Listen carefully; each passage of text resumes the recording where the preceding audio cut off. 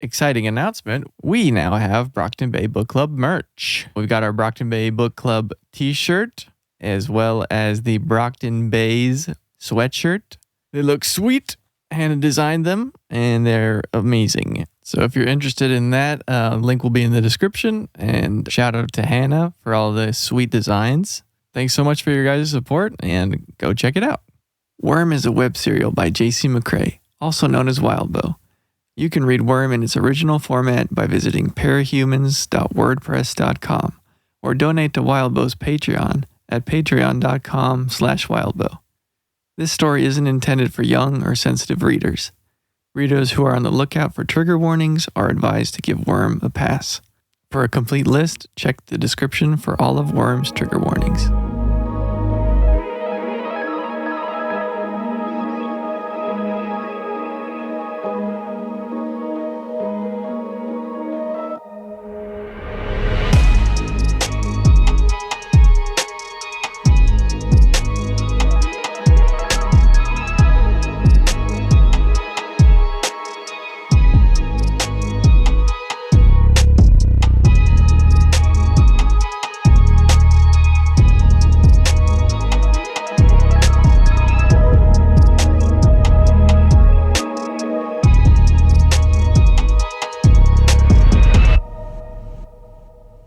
Good morning, Brockton Bay.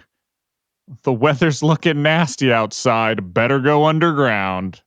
It is Arc 29. Venom. Venom. Yeah, we're going to stop that. I'm going to cut that off. That would have gone on for a while. It could if we let it. It could have been magical when we cut it short. Why do I do this? Because you let me. Welcome, everyone, to, as Alan so beautifully put it, Arc 29 of Worm. Let's go! Let's go! We are so close to the end. It's right around the corner. It's crazy. Right there. And boy, with this arc, this was packed. A lot happened in this arc. So much. Yeah, any quick thoughts anyone wants to get out before we dive in? This is one of those arcs that felt like two arcs. Yeah, it did. If we're honest, it definitely felt like this was more than one. Because there's just so much, not only action, but there's lore and there's information included in here, right? Yeah. It's just incredible. Yeah. Yeah, a lot of information is finally given. Answers and yeah. We've reached that point where like all of the threads, we've been like tattletale, we've been connecting all these threads this whole time, and like all the threads are finally like coming out. And I don't think I'm smart enough to read this and feel like I understand. I'm really glad we're doing this all together. Yeah, we've officially reached points in this story where I think I may be stupid. Alan. Like, as we've talked about before, the Eidolon being related to the Endbringers, I thought that was subtext, and no, they clearly spell it out, and I don't know how I just like brain farted my way through forgetting that.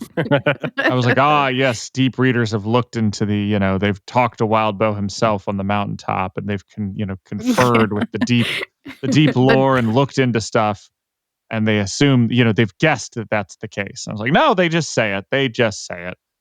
And this was another one of those arcs where I'm like, yeah, there's some things that are talked about in here that like I only know because I've seen other people talk about it online, and I assumed it's because they were in the deep, and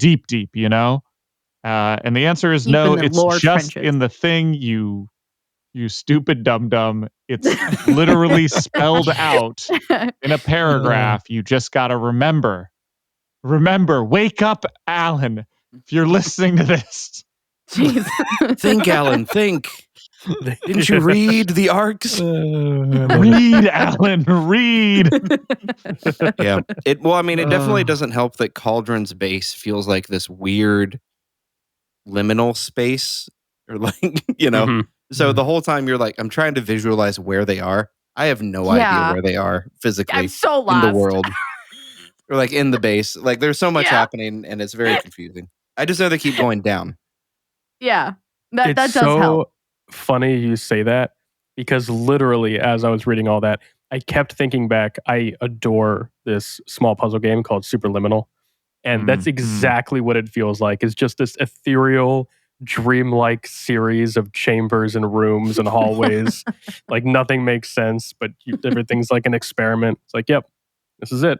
Ooh, this is interesting because mine is very straightforward. It is the white ass hallways from like any. Well, my first thought is not hexagonal, but the New Hope spaceship at the very beginning. Oh yeah, It's sure. just a white ass hallway. Mhm. It's just that.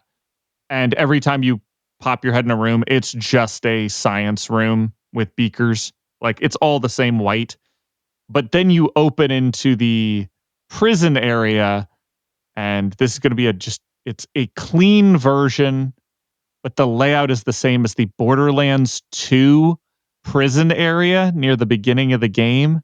There's like with Yep. like the catwalks Yep. and everything. Yep. I know Oh, exactly interesting. what you're fucking Yeah. talking about. Yeah. Thank you, Hannah, for getting it. Dude, I've played Borderlands 2 way too many times. It's that, but clean. Yeah. Because they're talking about catwalks and, Right. having a ton of the things and going around corners and, but yeah, that's what I imagined. I feel like for me, it's very straightforward. That's funny. Makes Directionally, sense. I'm lost. Like at one point they were talking about third and fourth floors, and I was trying to figure it's out just if the another numbers are room. counted as like you're instead of being like, floor -1, floor -2, floor -3 as you go down, they're just calling it floor, whatever. Or if maybe there is a lobby floor and we're just totally lost in the sauce. And Taylor goes on a thought spree trying to figure out whether or not they started at level 1 or if that's considered ground level. There's actually a worm wiki input for the Cauldron compound. What's it say? So there's is there there's a a lot of schematic? things. Is there a blueprint? I'm still reading, but the first line is legend claimed that it was too large to explore in one lifetime. Whoa! That's pretty cool. Wings of the structure are on separate continents, linked only by the door maker. So there's a reason you guys are confused. That's all we'll say. Let's not try and explain it here. We'll just because it's like multi-dimensional, right? It like exists, or it can exist in multiple dimensions. Yeah. Yeah. Because one of the things we know here is like not only are guessing there's a few ways they've done it, but like some of the rooms and offices all face different portals potentially. So either the office itself, like at the door, is a portal that you are walking through, which they talk about. They do that for a lot, that like this is a door that goes into a room that is somewhere, but we've just permanently left that open. Or their window is a portal to, the coast, but the rest of it's inside the facility. Yep. So it says overall the decor tends towards a plain Spartan white. Most areas have a white tiled floor and white painted walls. For a long time, it was completely eerily spotless. The hallways were all glass, including the ceilings, and there's lights. But yeah, it's it's what you guys were describing. Very liminal space. Yeah, it's interesting. Yeah, for sure. Well, should we get into it? We don't start in the Cauldron base. We got to get there. Got a couple arcs first. We got some stuff going on before we get. I kind of wish it was broken up a little bit, but here we are. We'll do what we can, chapter at a time, as we do. Yep. Okie doke. Well, we open chapter 1. The group gathers. The doors have stopped working. They travel to Brockton Bay. Zion arrives, wreaks havoc. And the Simmer comes too, just, to be helpful. Wait, that was in Brockton Bay? Mm-hmm. That shows. Yep. Yes. Yep. I did not realize this first big fight was in Brockton Bay. I know. It's crazy. I'm very, very grateful, as always, to the space battles. There's a whole thing Oh, yeah. on space Shout battles out. of all of the summaries. I couldn't remember half of the shit if it weren't for that thread because I don't. We're world hopping, man. I don't know where we are. I don't know who the fuck we are anymore. Yeah. Just make sure you clip that one. That's a good one for the soundboard. Mark the time. I was going to say this is one of the, at least this first part, I guess, until you get to Cauldron's base, this is definitely one of those arcs where it feels like the setting does not matter. Like, I didn't know that they were in Brockton Bay, but it doesn't really feel like it means anything in a weird sort of way, if that makes sense. Yeah. Totally. Right. Like the location, like we hop world so much now. And there's like these little settlements and all these different places and all these different worlds. And like the place that meant so much to us that like we fought to keep after the Leviathan attack all the way back at the beginning. Like Brockton Bay is just doesn't matter. It doesn't matter. It's all just a hellscape. Yeah, for sure. It's like it's the end of the world or something. It's like Something, world. something like that. Yeah. No, so Brockton Bay has kind of been transformed a lot by Vista has kind of moved things about, Oh, right. Yeah, she's done a lot of Bit. work. which makes it difficult for when they come through the portal for the dragonfly to set down because everything's Yeah. warped. Don't they say something like because, like kind of grim, but like because so many people have died, Vista has her power can work a lot easier because it doesn't Yeah. run into people, Mhm. essentially. Yeah. Oh. Wild. Instead of having to the whole Manton effect of like, well, this location has a lot of people in it, so therefore you can only manipulate it up to a certain point. Well, now, I mean, Brockton Bay is practically empty. Like, Yeah. Yeah. there's maybe stragglers, but like, it's she can do what she wants with most of it now. Yeah. I just personally didn't have too many notes on this first chapter, other than I did. It's kind of interesting how we haven't spent a ton of time with the Doormaker, but yet for pretty much the last arc and a half or so, they've essentially taken the portals for granted, Yeah. just walking anywhere they need to, and all of a sudden, nothing. Right. Is crazy. Imagine getting trapped on another world or another part of the world and having nowhere to go. I don't have to imagine that though, Jacob. I've seen Monsters Inc. when they get banished, okay? Yeah. That's true. Monsters Inc. did it first. You're right. There's such a chilling moment when they go and they say the thing like, hey, it's crazy that Doormaker like is probably taking a nap right now because all these things are down. She just goes, Doormaker doesn't sleep. Like, oh fuck. Yeah. Actually, then I had a question about this. So with how like when he is out of commission, a lot of the doors that already exist, all the doors that already exist, stay open. There just no new doors appear. Mhm. And so I was kind of with the way that we've seen Taylor's power react when the bugs will kind of continue on her last order if she gets knocked out. And then that made me think about Imp too, of like this idea that like maybe because Imp has to focus on being seen. Does Imp disappear when she's asleep or when she's knocked out? Like, does your power continue to function when you're incapacitated? Yeah, we talked about that before. Yeah, we way did, back in the yeah. day Yeah. with M's power about like, Crazy. man, if she got seriously injured, Yeah. nobody would know and nobody would remember Yeah.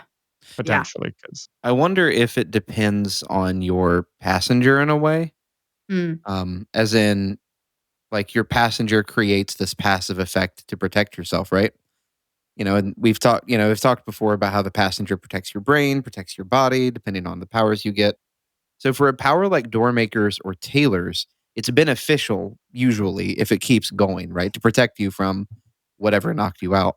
Yeah. But because Imps is the opposite, maybe it would just turn off because as Yeah. part of the passenger, it's like it is not safe for my power to be active while knocked out. Maybe? Mm. Wishful Maybe. thinking? Yeah. We know No, that that makes there sense. are other powers that continue regardless of whether the person's living or not. Grey Like Boy Alex- being one of those. Yeah. Yeah, Or and Alexandria. Alexandria. True. Yeah. True. Yeah. Mm. Anyways, that was just a thought I had Oh, about yeah, it's it. a great interesting. thought. It's fun. Yeah. Also, we kick off this whole thing with Taylor thinking about Clock Blocker. Oh, do we really? I didn't notice. Oh, that's sweet. Insane. It's a fleeting thought. Listen, it's not a lot long happens, one, but okay? it is, There's yeah, a it's lot going on here. You know, you're out there, you're thinking, your fleeting thoughts, your mind strays, you know. Every ship is possible. You have a bay full of these ships, and any one of them could set sail. Now, Any one of those That's ships. right. That's right. This one could have set sail. Instead, it sank in the harbor. Yeah. Oh. That's just depressing. You're right. It sank in the Womp ocean womp. by the I was oil about to say, it rig. did sink in the ocean, didn't it? But yeah. The simmer comes through the portal, which is kind of interesting. She has to she has to tuck her wings back and like crawl on her hands and knees to get through. Yeah, it's always hard for me to visualize her because she's tall, She's so but big. not like Endbringer tall. No. She's like what, like 15 feet or so, which is such an odd height. I thought she was still like 30 feet tall, and I then didn't her think she was wings make up 30. all the difference. Because she's as big as Leviathan, I believe.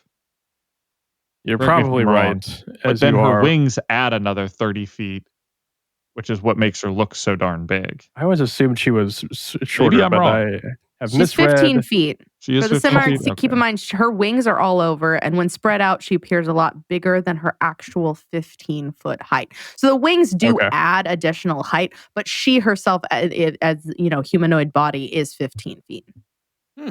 Leviathan is 30 feet tall. Behemoth is around 45. If that helps with Oh, the more you know. To know you more. Mm. Mm-hmm. No, the more no. It's actually the Simor. How you pronounce it? Monkey sim more. Monkey do more. so Oh, stupid. God. Oh my god, I love you guys so much. God, that's such a bad joke. I love it. Thank you, Jacob. True. Shall I just jump on into chapter 2 then? Yeah, since we've got the big- Absolutely Yeah. not. big- We've got to Oh. talk about Noctis capes and how Jesus. stupid I am. Okay. Holy cow. I'm always Noctis capes are the thing I was talking about at the beginning, where I thought everybody was mentioning Noctis capes this, Noctis capes that online. And I assumed in my infinite wisdom that is just something that's due to canonical. It's outside the regular story. And that is an assumption I've ran with this whole time. And it's not. It's right here. They talk about it. And I don't know how I missed this. Do you want to explain for those of us who don't know what the fuck you're talking about? Noctis capes are capes that basically don't require sleep. Like they don't sleep. Like nocturnal capes. Let's just call them nocturnals. Like fucking raccoons, Well, baby. nocturnal means operate mainly at night. Noctis in this case just means lack night. of sleep. Yeah. Well, yeah. Well, Okay. I still night. like You also have the nocturnal word better. insomniac too. I feel like Yeah. You've got other. Yeah, they could have gone inside. Come on, Wild Bow. You don't have to make up words all the time, man. It Jeez. sounds cool, but You and your it big- definitely big this is brain one and right up big there with stupid Cauldron Big Born. writing pen. You missed. Could have done better. But best laid plans.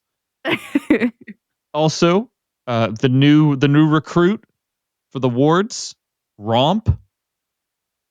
I don't remember. Oh yeah, if y'all Romp. remember. We kind of we went right by Romp. Romp is terrible, and I am so glad that Grace rides her ass as hard as she does. I love it. I don't remember Romp. I don't remember Romp either. Okay, I'm so sorry. so There's it's so many because things. I swear to God, I did read these chapters only a few days ago. It's all right. Let me refresh your memory. So Taylor goes over and finally meets back up with the the wards and protectorate that she used to hang out with. Yeah, and she's feeling kind of awkward about it. Grace, as we've established, is now the new head of the wards. Yes. So she's gotten her upgrade because Tecton and all of them are now protectorate. But our new person that we have in the group is called Romp, and she is just, just not giving everybody the respect she deserves. And Grace just goes, "Start running," Oh, the like, what? running. Okay. Yeah, start running Yeah. laps. It's in Yeah, it, the but lap. she's not funny. Mm. And then they have the line that just breaks my heart, which is, "Yeah, you liked us, but you didn't love us." Yeah. Yeah. Talking about the teams, I was like, Yeah. Yeah, that one kind of hurt. Um, and she was with them for 2 years. And Yep. she was with the Undersiders for like 2 months. That's all I had for 29.1. It's good. that I is love good. it. I do like the little camaraderie of like, because it is awkward. Like Taylor coming back to the ward. Like she thinks about it of like this is like, are they gonna hate me? Like, because the whole thing is she's wearing her black costume again, and it's like, well, have you chosen to be a villain? Like, well, no, I'm Taylor. Oh, Like, I'm It's not her black costume again. It's a new black costume. okay. Well, it's black is the point. Is that she's not in her white and blue anymore, which she was when she was with the wards as Yes. Weaver. She's now More villainous. she's not Weaver. She's She's not back in Skitter. She's black. just Taylor. Yeah. I Yeah. feel like that could be a good song. Which we will Skeever. get back to Yes. in a little we bit. will. We We'll will. bring this back up. Okay, I'm just gonna go ahead to chapter 2 if we're all ready. Go ahead. Chapter Dos Sekis. Scion fights because fuck him. And he just kind of tears the whole group apart. Gavel is doing really well, holding up for a while there, but Gavel, Queen of Swords, and the King of Cups all do fall in the end. And we have this moment where everyone sees a vision of Zion's true form before Scion moves on. Which I guess implies that there was a trigger thing that happened. Right. Someone triggered. Makes sense. Yeah. Now's the Yeah, time. there was somebody had a second trigger and then died immediately. Is Yeah, what okay. happened, I believe. that tracks. I mean, the whole Queen of Swords and King of Cups thing was violent, and God, for the same reasons that I love the Slaughterhouse 9, I love that because I love like highly emotional, traumatic scenes in books that like tap into your emotional response. I like it's horrendous, but like it made me cry because it's like we're holding out. We're at the the final people trying to stand up, and then to I think Taylor puts it in the sense of like Zion being a kid with an anthill, like he's just having fun now, like he's enjoying himself, and it's Yeah. painful. It's just like this. You've made it this far. Like there's been tragedy after tragedy and world after world that Yeah. Scion has essentially destroyed at this point, and you've survived to now. You've made it so far, and yet it's just hopeless. It's like a tidal wave. It's like running from a tidal wave. Eventually, it's going to catch you. Yeah. And yeah, it's crazy. I did love, even just visually though, that this fight scene was really good. It was really visual. Gavel holding his own for a minute was really cool. That was so cool. What a freaking baller. This was dude, a low-key. you went I don't out. remember this fight scene in particular. Like I remember the king and queen incident, but as a whole, I don't remember this fight scene. And this is kind of a low-key standout.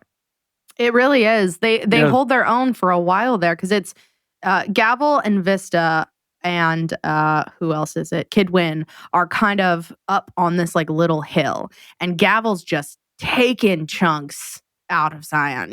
Just wham, wham, and then Queen of Swords, King of Cups are also more down on the ground, but like they're really hitting him hard. It feels like we're actually making progress or we're doing something. And yeah, gosh. Then nope. Yeah. No, he gone. He Yeah. gone. Speaking of which, I love that, we talk about Gavel's, powers. And I think it's Taylor who says something about like, he should have gone with like Excalibur's scabbard. Oh yeah. Oh yeah, Like, right. gosh, man, everybody's a critic. For real though, Taylor's so judgy. Even now, she's like, "Oh man," critiquing his like Really choice missed of. out a name there. Yeah, for real. Oh, let's not forget Gavel was a mass serial killer. And yeah, in went out. Australia, right? That's just, makes sense. I didn't know that was wasn't still a requirement to live there. That wasn't. yeah. That wasn't a judgment. That was just a comment on like things that I remember. Yeah. If Hannah remembers something, she's gonna blurt it out because Hannah doesn't remember jack shit. Oh, I will say, as I was saying this earlier. So you guys know, our listeners, you guys know, Hannah don't remember shit. Even though I've read this book before, I don't remember anything about this ending. You know what I do remember? I do remember Queen of Swords and King of Cups. I do remember them. Mhm. And so when we got to their point, I was like, oh shit, I know something's about to go down because I remember who these fucking people are. Like, and then of course, it was. And like I said before, I love emotional moments, but like, it's nice to remember things. From this point onward, though, Hannah has no clue what happens next. So, yeah. There was a lot of this in this arc where like little moments I remembered very, very clearly, but between them was completely new again. Completely just lost in the sauce. So I had a weird thought when we were having this fight.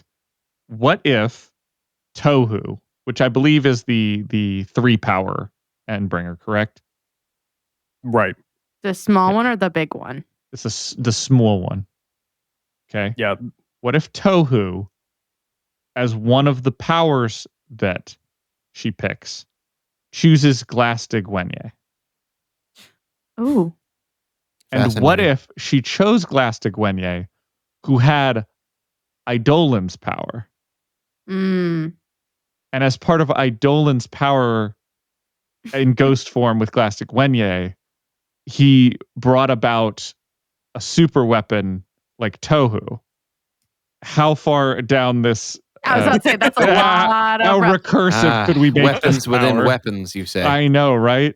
I think if we could, that'd be pretty great. How many powers deep could we go? We could infinite, ideally, as long as the things don't get like, what's it called? Degrade. Degraded. Yeah, thank you. As long as there's no like degradation as you go through. I mean, no, it's going to degrade. It's Eidolon. It's dang. That's why his name rhymes with colon. What? Because he's dog shit. Okay, well. Right. I've never heard you even pronounce his name the correct, quote unquote, correct way until now. So, well, it was for an important purpose. I still like Eidolon. Yeah, I like Eidolon better. Mm-hmm. Anyways, ideally, Alan, to answer your question, infinitely. Mm-hmm. Throw a couple nilbogs in there. You got yourself a stew. Yeah, I mean, you can throw those inside. It only needs one power. So, like, yeah, right. You got two others, to tack onto the sides there. So, Nilbog, I can't remember if it's this chapter or if it's one of the later ones where they mention. I think it's after this. I think it's the next chapter. But Nilbog's alive? Yes, apparently. I was under the assumption he got just a little crucified, but he's fine. that he got. I guess he did just get a little crucified, and then like someone brought him back. I mean, look, it's happened before. Oh my God. Jesus Christ. No, my words exactly. That's so stupid, but I loved it. I think I just assumed that he was dead. Oh, Alan. Oh, man. Okay. I thought he was dead, is what I was trying to say. And he's not, so. Apparently not. I guess. I mean, if he's helping, sure. Mm-hmm. And then at the end of this fight, we finally see Kid Win go down. Oh, God, that one dropping hurt like too. flies. Fuck. I always feel like Kid Win and Clockblocker were too, like, they were just. Oh, geez. Yeah, they really were. And I know Vista is technically too, but in my head, like, she was always like the youngest of their group. And so she was like, the little sister vibe of like, man. It hurts me. Yeah. Seeing the people that we know so well He went that down we fought protecting with. Vista, right? Yeah, Am I remembering that right? I think so. Yep. Yeah, that was a rough one. All of this is a rough one. God fucking damn it, Zion. Got I it. don't know. Hate it. We've gotten to the point now where like it also feels like the deaths don't hit as hard as they, would have if this had just been an Endbringer fight or like a Slaughterhouse 9 fight. Like the deaths would have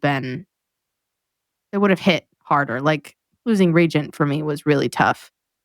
And like and losing Clock Blocker, and that was tough too, but like at this point we've lost so many people.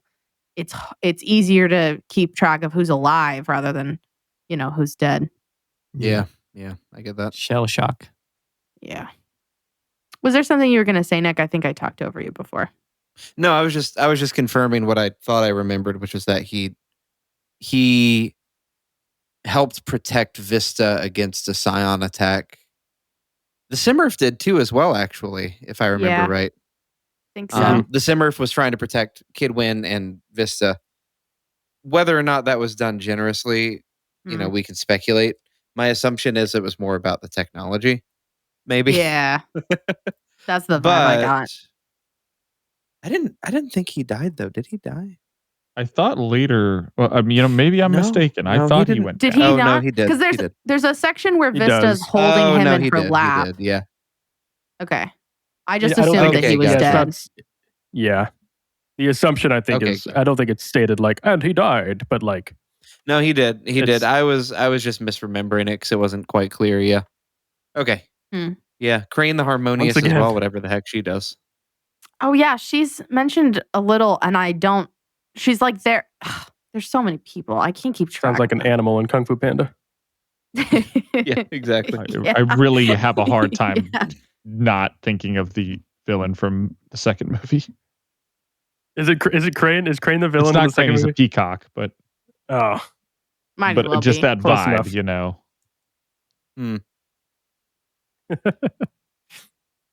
Yeah. Chapter Interesting. 3. Chapter 3.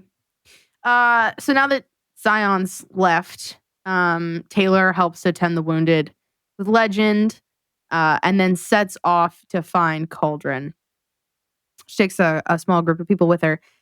They meet up with Sator's group, and then find out that they've been played, and then they head into Cauldron. Head right into the lion's mouth. Into Cauldron's bubble. Into the If you will. maw. We all does everyone else hate Sator? We all on the hate Sator train? Oh, oh my motherfucker, god, he I can hate burn. Sator. Hate Sator. What a Oh. motherfucker. Truly. God. We'll get to some more shit about him later for sure, but what a motherfucker. Yeah. I do love. Yeah, I was okay. What want to save the Sator hate? Yeah, we'll save the Sator hate. Yeah. Sure. Till All we- that to you sum know. up with what's said in this chapter, though, you're the reason humanity deserves to get wiped out. Yeah. Like, come on, man. Why are we turning on each other right now? Like, we're trying to function. It's the same thing with like the stuff we saw in the last arc of like these different factions that are like trying to take over certain settlements or like try and put their roots down in a place so that the community can build up around them with like them as a base. Like, that's so fucking shitty, man. Like, we're trying to live, like, we're trying to keep humanity alive, and you want to play some fucking games like, And you gotta go Ugh. do some shit. get fucked. It's true. Ugh. Disgusting. Yeah. I do like the little flirting thing that happens in the ship, though. That's kind of fun.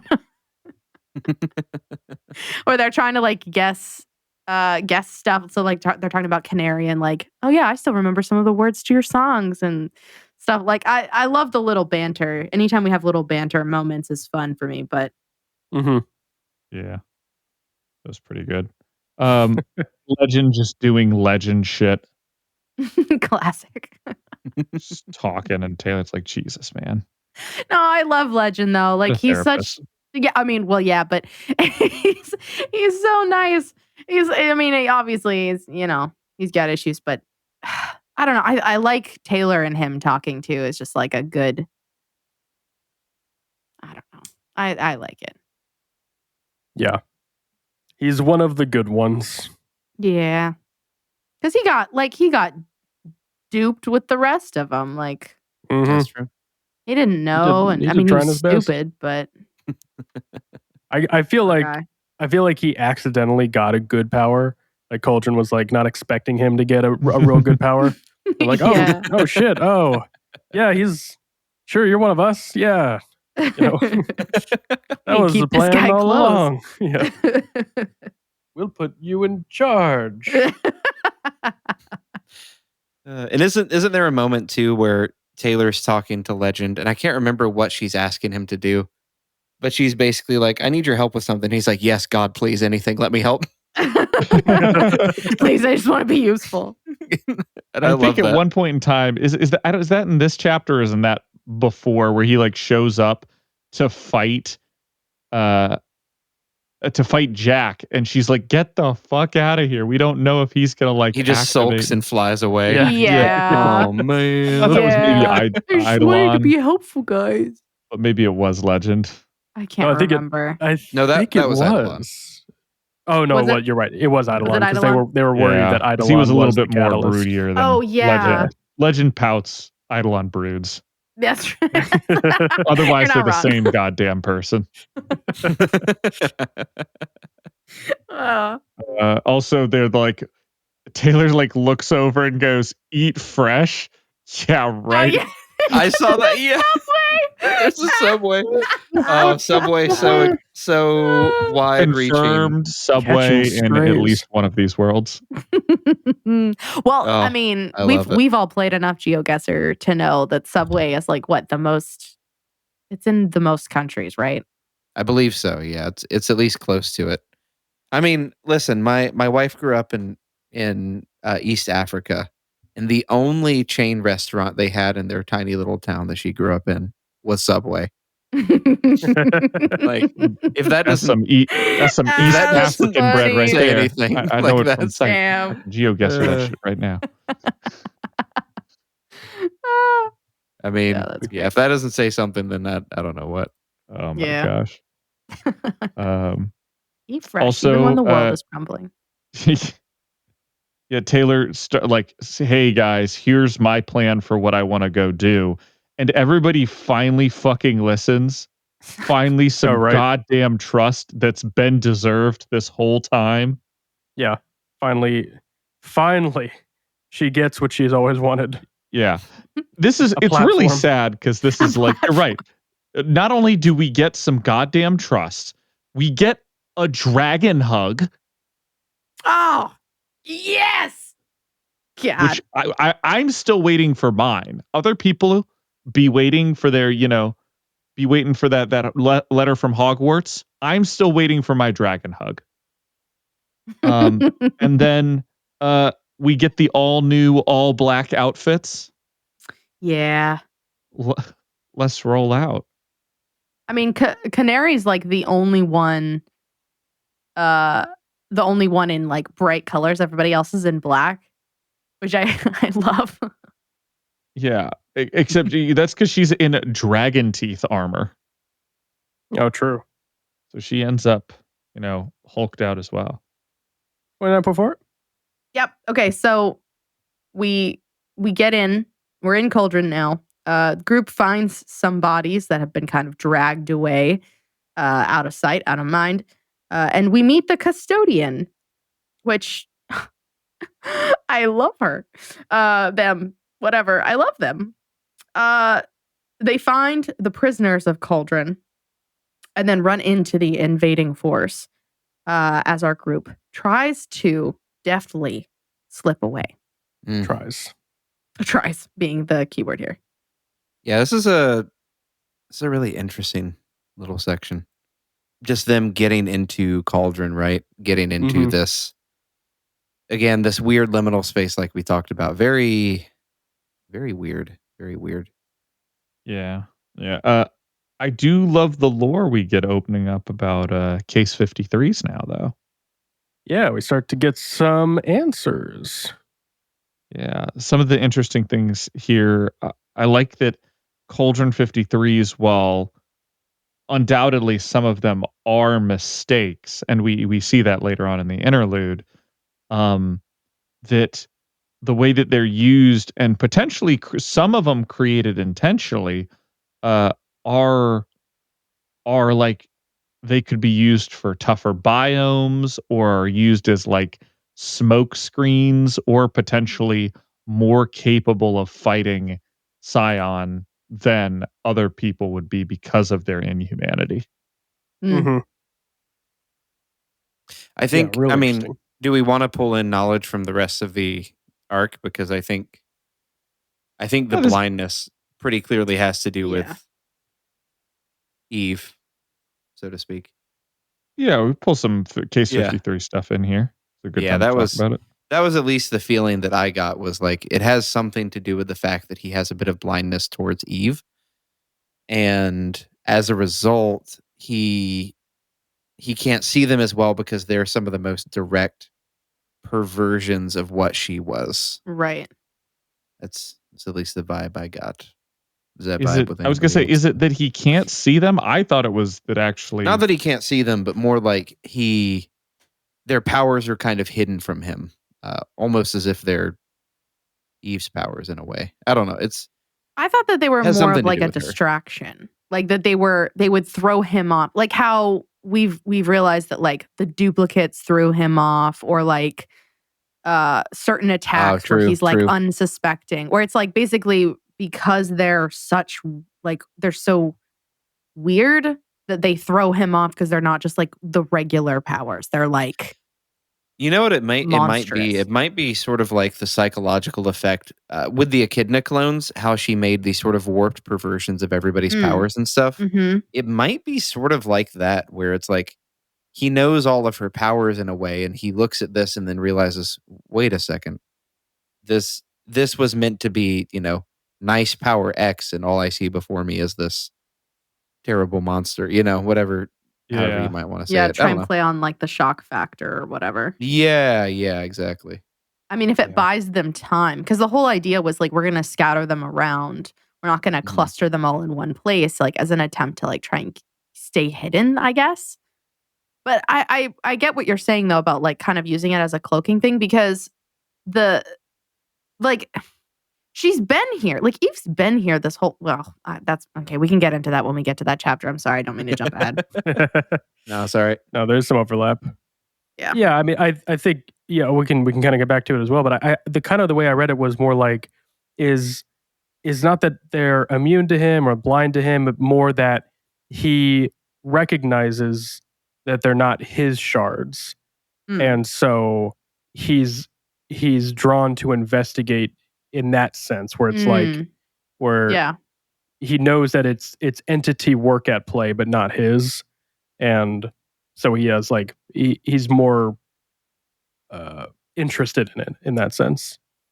Yeah, that makes sense. I mean, yeah, I guess if, I was walking around and I suddenly saw somebody wearing, my dead wife's hand, I might be a little disturbed. Oh no! I was not expecting you to say Wait that. at a all. minute. Hang on a second. I've seen that hand. I know that hand. Hold on now. But you were also maybe trying to burn the whole world, and it just made you pause for just a second. Yeah, Where'd you Exactly. get that hand, bro? that's not my hand. Everyone either has my hand or someone else's hand, and that's not my hand. So I have Eve? special hands. I have special. Look, Scion, look with your special eyes. My hands. Oh my gosh. God damn. So good. Yeah, shall keep going. So the custodian is invisible or Yes. incorporeal? Invisible is the sense that I got. Mildly incorporeal. Yeah, 'cause she can- Incorporeal, sorry. Yeah, incorporeal. Because she can go through walls and shit. In carports. Yeah. I was gonna it say, I seems don't know like- about going through walls. Yeah, I don't know Well, about going she through can walls, but she can duplicate. spread her awareness. Yeah, she can duplicate, and it seems like she can kind of spread herself thin, sort of like how Legend talked about moving in like so fast he could become pure energy, but he's not sure he wants to try that or if he could come back to being a normal human. It kind of is that same sense of like it feels like she can spread herself a bit thinner, she can duplicate, and then she reunites back with her main body. At least sort of the feeling I got. Yeah, Okay. because the way she buffets people and like keeps them in their cages is that she duplicates herself like 1,000 times, and every one of those little, thin pushes is duplicated on each other 1,000-fold. So she literally is, bopping somebody with a piece of paper so many times, even a super strong person couldn't fight against it. Yeah, we do talk about in this chapter about the prisoners that are here in Cauldron, how they don't have doors on their cells. It's just like a open space. Yeah. So like she's keeping them in ideally until we have Mantellum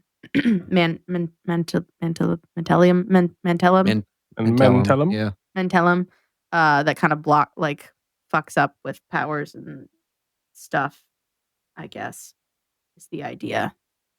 That he's like the one that's stopping her from doing her job. Is that what it's supposed to be, or is it something else? Because like the whole thing is that like she can't guard them anymore. Yeah. Okay. Yeah, Mantellum's the problem, if I recall correctly. Mm-hmm. Yeah. And a problem he is. He's basically the power negator. And of course, I don't know if it comes up now or later, but they're like, would it work on Scion? And they're like, no, of course not. Yeah. Idiot. You dummy. Dumbass. Yeah, okay. I think this is where I kind of started to get confused on the spacing of it, right? Of like the prison and like, okay, we've got the prisoners and where's which room are they in versus which room others are in. It's like a whole I don't know. There's a lot going on. It's like hallways of prisons, and then you go down. I kind of imagined it like there were stairwells on the ends, and then it was like an apartment building with like, or like, college dorms. Yeah. So you have a stairwell on either end, and then like a long hallway with cells on either side. Because they run down the hallway, and people are like yelling at them, and they're like happy to see them, and then they're like trying to run, and because the case 53s are like searching, they go down to the end, open the door to make it sound like they went into the stairwell, and then they hide in one of the cells at the end because there's like empty cells down there. Yeah, something like that. But like so Taylor does talk about how the floors up or down can like see them or hear them or something, which makes me feel like we're on that like scaffolding walkway that Alan was mentioning, except it's like maybe the floor is made out of that, so that it's like perhaps the floors below can see that like, oh, someone's coming up above because I can see their feet or whatever. Like that's kind of the vibe that I got, but I don't know if that's accurate. Like to me, it was hard. Yeah. To kind of It felt like there was more floors than just their floor that could like see or hear them coming. And so that's what made me think of like the transparent floors or transparent walkways potentially. I don't know. It's hard. And then mixed with the fact that there's a lot going on, like easy to get a little lost here. Yeah, definitely. Yeah. Yeah, I mean, we've seen this place before with not the Shamrock escape, but with Numberman putting putting the people back into their cell. Yeah, but that felt a little bit different though. Like that felt like we were going down, like to me that felt like when you're in a hospital and you go down a hallway and there's the two double doors and you go through the double doors and there's like a new hallway on the other side. Like that's the vibe that I got with the Numberman interlude, but I think of this area, like I definitely feel like there's like see-through catwalk, that's like grating. Yeah, like grating. Yeah. Yeah, and I was gonna say I don't know if it was in this one or the next one where they basically have, speaking of crucifying people, Weld is in some trouble, it seems. Yeah. Yeah. He's in a bad way. He's having a bit of a bad time, it seems. Yeah, no, he's not doing so hot. And then they try to cook Sveta in her metal ball. Yeah. fucked up. Yeah. Ugh. Ugh. Ugh. Poor Sveta. Gosh, I did like all the parts with her in this arc, but man, she's gone through it. Poor thing. Yeah. Yeah, she's having a bit of a rough go. A bad day. But yeah. Okay. Shall I just head onward? Yeah. Yeah, go for it. Since we're starting to bleed, sections are starting to bleed in together, and I'm not remembering as well I know. what happens where. Chapter 5 here, the Case-53s are searching the cells. And they're making their way closer and closer to our group. As they come around the corner, they're able to hypnotize a few and then go out and attack the rest. Custodian assists, and then they make their way down to meet up with Sator's group. So there's like a first half of this chapter and a second half. So the first half of this chapter is very much like them in the cell trying to figure out what to do. They mount the camera on the wall so Tattletale can kind of keep up with what's going on. They're realizing Mantellum's power. There's another crucifixion that happens, which is just horrific. Some weird stuff with Canary's power, which gets a little hairy there. And then the second half of the chapter, which is them making their way down and meeting up with Sator's group. That's kind of closer to the end of the chapter. This fight is definitely the one I'm like, this is where I'm starting to lose things a little bit of like placement. Yeah. So What is That's happening? okay. That's okay. yeah. From what I get, you have some of the Case-53s that have gone down. They're tossing the cells to try and find good stuff. It's ideally what they're doing. And so Taylor pulls out her special knife, her blurry knife, and is like got it up to one guy's throat, basically telling him like, tell everybody else to back off, say that it's empty. And he's like trying to get them, and there's like a guy behind him who's not paying attention and like, no, I want to see. And they have this like little tiny skirmish moment where it feels like our group here is a little like separated from what's going on further down the hallway, which makes me feel like this is a long ass hallway, like much longer than I thought it was. And that's why they can kind of skirmish around down here with their little Case-53s that they've, mind wiped or whatever, they've done. Yeah. And that way the Mantellum group that's down there crucifying people doesn't know what's happening up here. Mm-hmm. It's a lot.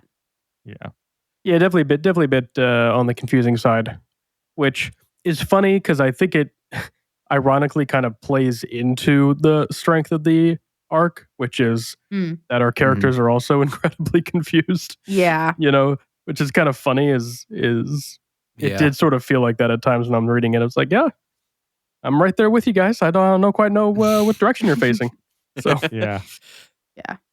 Yeah, I do Absolutely. I did like some enjoyable power usage in this fight.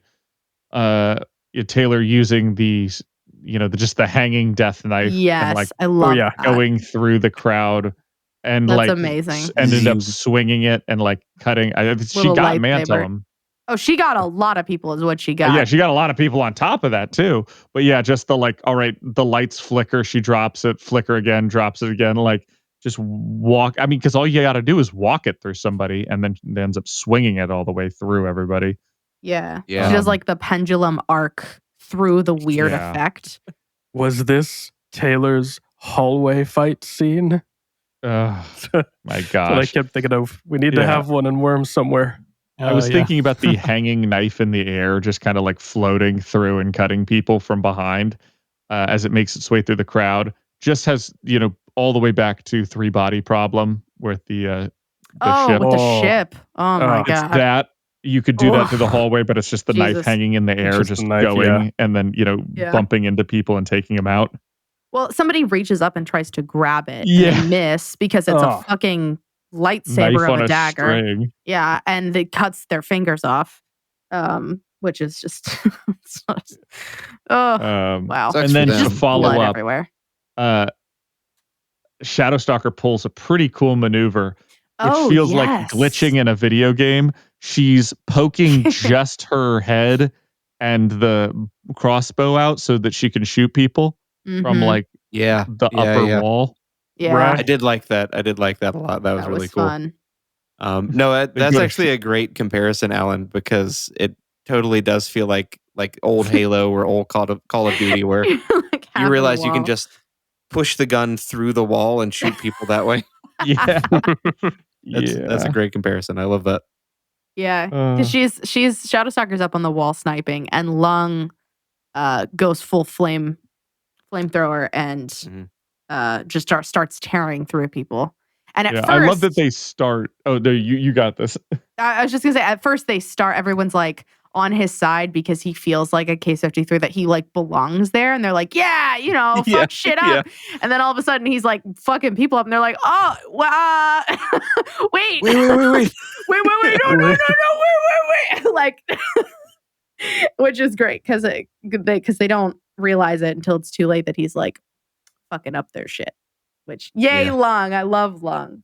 And hopefully saving Weld. I don't know if Weld survives this, honestly, but God, I feel like he should. Like, he's so Weld, he's like so durable. he's so durable. At one point, his arm does get like yoinked backwards, and like I guess the equivalent of getting your shoulder dislocated and then like stuck to your back of your neck at an odd angle, like because he's metal. It's just he just has to reabsorb and re-articulate, a new limb. You could throw my boy in a trash compactor. I'm pretty sure he'll roll out of that eventually. I think so too. Like he'd roll out as a cube, but he'd like reattach. He'd regrow some leggies. I feel like he's just down. Like he's just down. He's not. He's not. He's down. He's not out. He's exactly Yeah, right. We trust that our boy's gonna make it through. Oh Yeah. yes. Don't I know worry. a lot of people If don't anybody like. was worried, I googled it. Is he good? Is he good? He's good. Okay, good. Because I love him and Sveta so much. I feel like they have to end up together. Yeah. I need them to be alive for each other. Oh, absolutely. Yeah. Sveta deserves happiness. Oh She does, gosh, she's sir. been through so much. She deserves so much better. She needs this. She needs this. She needs it. Also, all the way back to the crucifixion. I So was we hoping are you would. up there crucifying a Case 53. Does anybody remember which one this is? He doesn't have arms or legs. Doesn't have arms or legs, but he does have a giant goiter on his neck. And they talk about that this is the one that we were going to, wipe our memories and edit our memories with, which triggered me to flip back They've through my edited notes. my memory because I don't remember. I know, Well, wild amnesia is Cauldron got strong to you. with this one. So I had to go back because I didn't see it on the wiki for the Case 53s or anything, and I scrolled back through my notes and found it. It's the Slug is his name. We talked about him a little while ago. I'm with Nick. The what? Whomps. The Slug. Uh-huh. It's a Case 50. It's a Case 53 that Cauldron uses to edit and wipe memories before they drop off Case 53s. Oh. So okay. So that's why they I'm sorry, things are coming together. So that's why Neuter and them, they can't remember what happened to them. Exactly. It's because of him, the Slug. Yes. On top of that, the Slug, because he's a brain editor, can do some wild shit like crippling your powers or just removing them, period. Damn. Wow. So if you were I don't want to cooperate with you, Cauldron. I want to renege on my power thing. They can be like, cool. Just takes it away. Quick teleport you, open a portal, and all of a sudden he just whoop.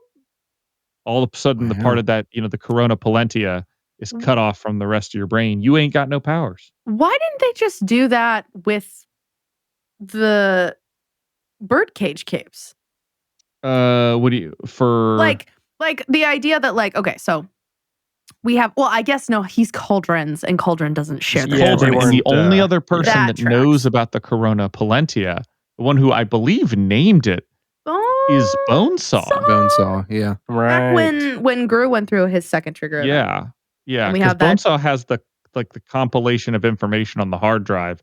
And I Yeah. want to say that somebody else gets their hands on a copy of that or something. I Little couldn't Riley remember. Roo has all the tricks up her little Yeah. sleeves. Up her little frilly sleeves. So, like, only some people know where powers are located physically in the brain, or at least the terminal through which they kind of access the physical world or are connected. Gotcha.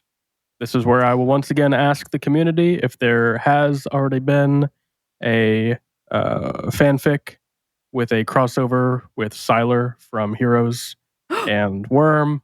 I get that reference. Please let me know, because I feel like it was just made for a crossover fanfic, and I need it. Yeah, I mean, you could write it, Jacob. Yeah. Want someone else to have already done all the work. I will say our patrons recently have asked us this past week. Reminder, we have patrons on Patreon and they get access to a special Discord where we all hang out and talk. We're asking about ships and like who your favorite ship is, whether canon or not canon, talking about that. And it just made me realize like maybe I need to write, maybe we should all write like a little fanficky fun thing for the fans. Because It would like be fun. I think it would give us like all a chance to kind of explore some stuff that we would love to see in the universe that we don't get. And obviously Wildbow has like a plethora of things on the internet, but like why can't we add to it? Why not? Hey, Yeah, that's a good idea. If I could have a quick aside with the rest of the podcast, you too, Hannah. Oh, Okay, I'm so here's what also I'm in thinking. this aside. Okay. Got it. You know, we're all in Okay. this aside. So we're having this aside away from our listeners, right? Yes. Okay, got it. Okay, just to make sure. I mean, they can listen in too, but just so that they know this is an aside from the regular podcast, Right, and this of is course. brainstorming time. Uh-huh. Okay, so here's what I'm thinking. I'm thinking we put in like a bunch of the cape names and like some scenarios into a hat, and then we like draw them and do like some improv. Maybe that could be a Patreon episode. Maybe like, oh no, Jacob will be playing Legend, and Nick will be playing we know Jack who he'll be playing. Slash. Oh. And Sorry.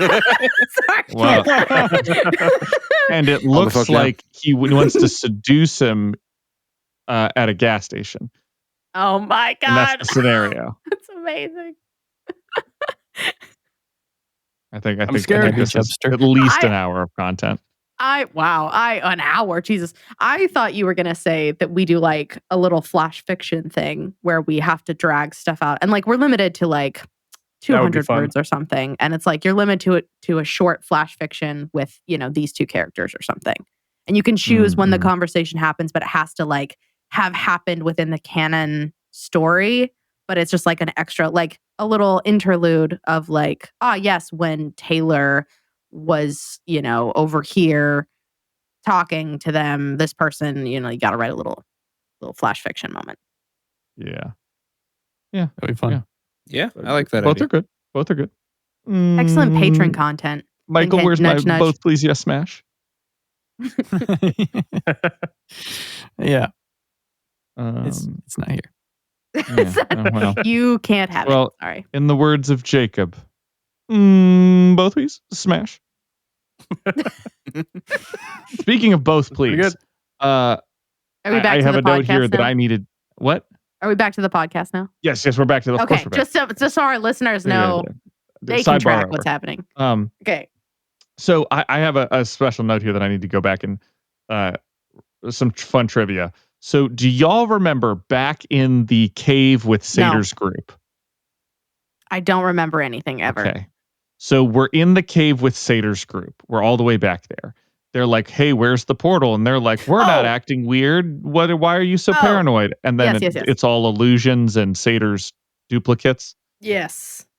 So there's a one of the Vegas Dark teammates, Nix, Nix, uses her power of illusion to cover up the portal.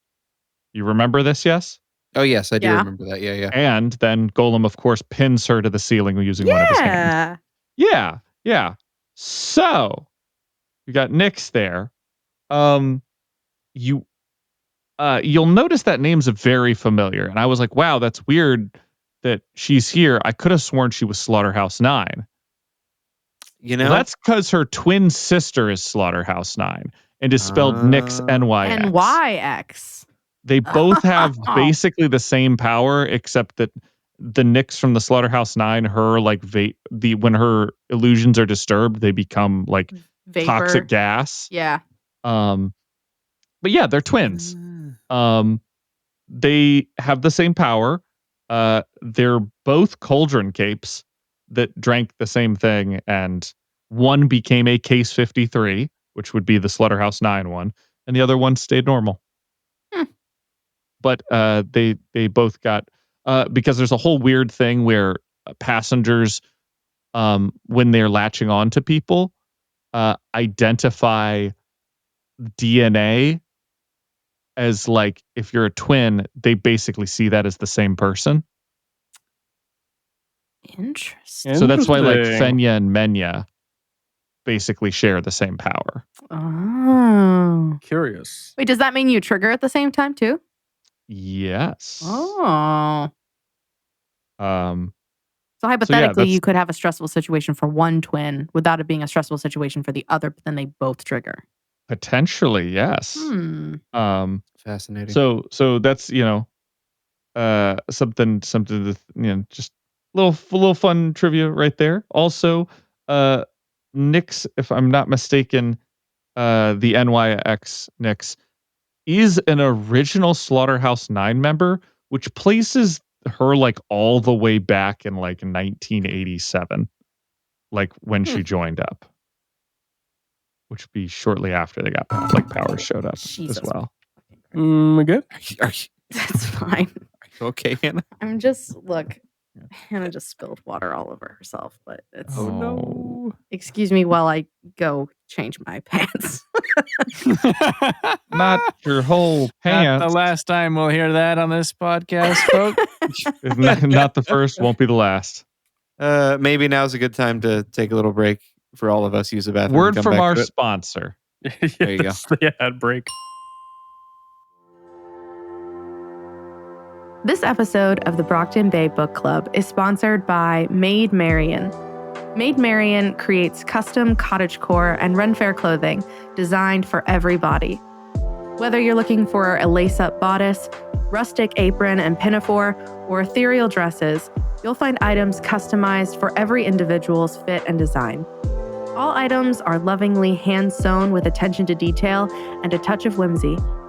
Visit Maid Marian today and transform your wardrobe with clothing that feels as enchanting as it looks. Find Maid Marian on Etsy at themaidmarian.etsy.com. And we're back. Hey. What a lovely ad break we had there. Go check Oh them my out. gosh. Show them some love. That's right. What are we on? Chapter 6? Yes. Yes. Yes. 6. So we are headed away from the chaos now. Oh, wait, hold on. We didn't finish 5 because there was something I wanted to talk about. Let's talk about it. While we're scrambling. We have this moment, and we don't have to talk about it. I just wanted to mention it because I thought it was funny. And also like Taylor. So we have our 2 little hypnotized friends, case 53s, that we're using as like distractions and other things. And Taylor's like, take off your shirts. Great. Now go stand in the doorway and make out. And if anybody comes this way, tell them you're busy. And everybody else is like, whoa. It's like, wait a minute, hold on. And who is it? Canary? I can't remember who it is. Cuff, I think. Is it Cuff? Cuff Yeah, is like, yeah, no, it's always Cuff. Cuff makes sense. Cuff is like, that's a little weird. And Taylor's like, what do you mean? And she's like, well, I'm sorry, I didn't mean to say weird. I meant to say that's a little rapey, Taylor. And she's like, oh yeah, right. Okay, go pretend to make out. Try your best. But and don't kiss. Don't kiss. Just get real close. It just, it gave me, okay. We've talked about for a while now Taylor seems to just kind of be like disconnected from like people and like normal things. And like this is one of those moments where it really shows through. And it's like, because I read it and I was like, Right. they're hypnotized. And like, if we know anything from Canary's power, we know that bad stuff can happen by making sure not to cover all your bases and making sure that the person you're singing to knows when you're joking and Right. knows when you're, using hyperbole and such. And I just love that Cuff is like, Taylor, you can't tell him to do that. They still have, I mean, they were trying to kill us, but like they still have body autonomy. Like, please no. Please no. And I love that even though there are times when we get lost in Taylor's head and we see the world from her perspective, as weird as it is, there are people around her that remind her that she just can't do those things. And that's just not okay. She got bug brain. She got bug brain real bad. Yeah, that was funny.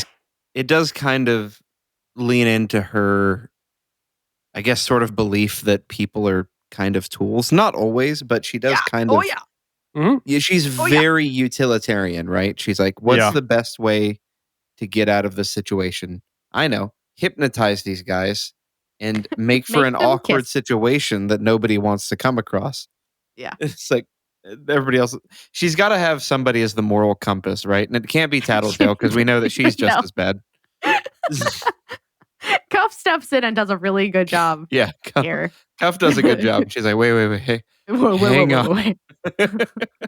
We can't do that. That's not okay. That is Taylor, though. She is the ultimate. What's the word I'm thinking of? Hypocrite. Because he's like, hey, Cauldron, you can't control people's lives like that for the greater good. Only I can do that. Only me. Yeah. Come here, Like her I've got whole a story. deal for you. It's called controlling people's bodily autonomy. Don't do that. Oops. I mean, we I've done it again. I mean, we see that even all the way back with Coil, right? Where it's like, Yeah. Coil abusing Dinah. God, I wish I could use Dinah right now. God, I wish I could abuse. I mean, use. Remember, you can't spell abuse without use. God. God damn it.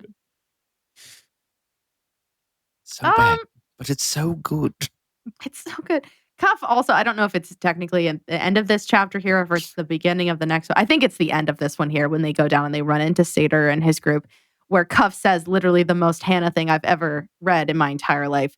She basically, I think I said this earlier, is that she just like looks at Taylor and she's like, look, I know you're a master class and I know that he's a master class. When you masters like start talking to each, oh, that sounds bad. When you master class start talking to each other, like us normies are lost. We're very lost. So please, for the sake of the normies, tell us what the fuck is going on. And They're like, I do "It's love Taylor Saya." being like I'm a master class? I don't know. Such a silly goose. She's such a silly goose.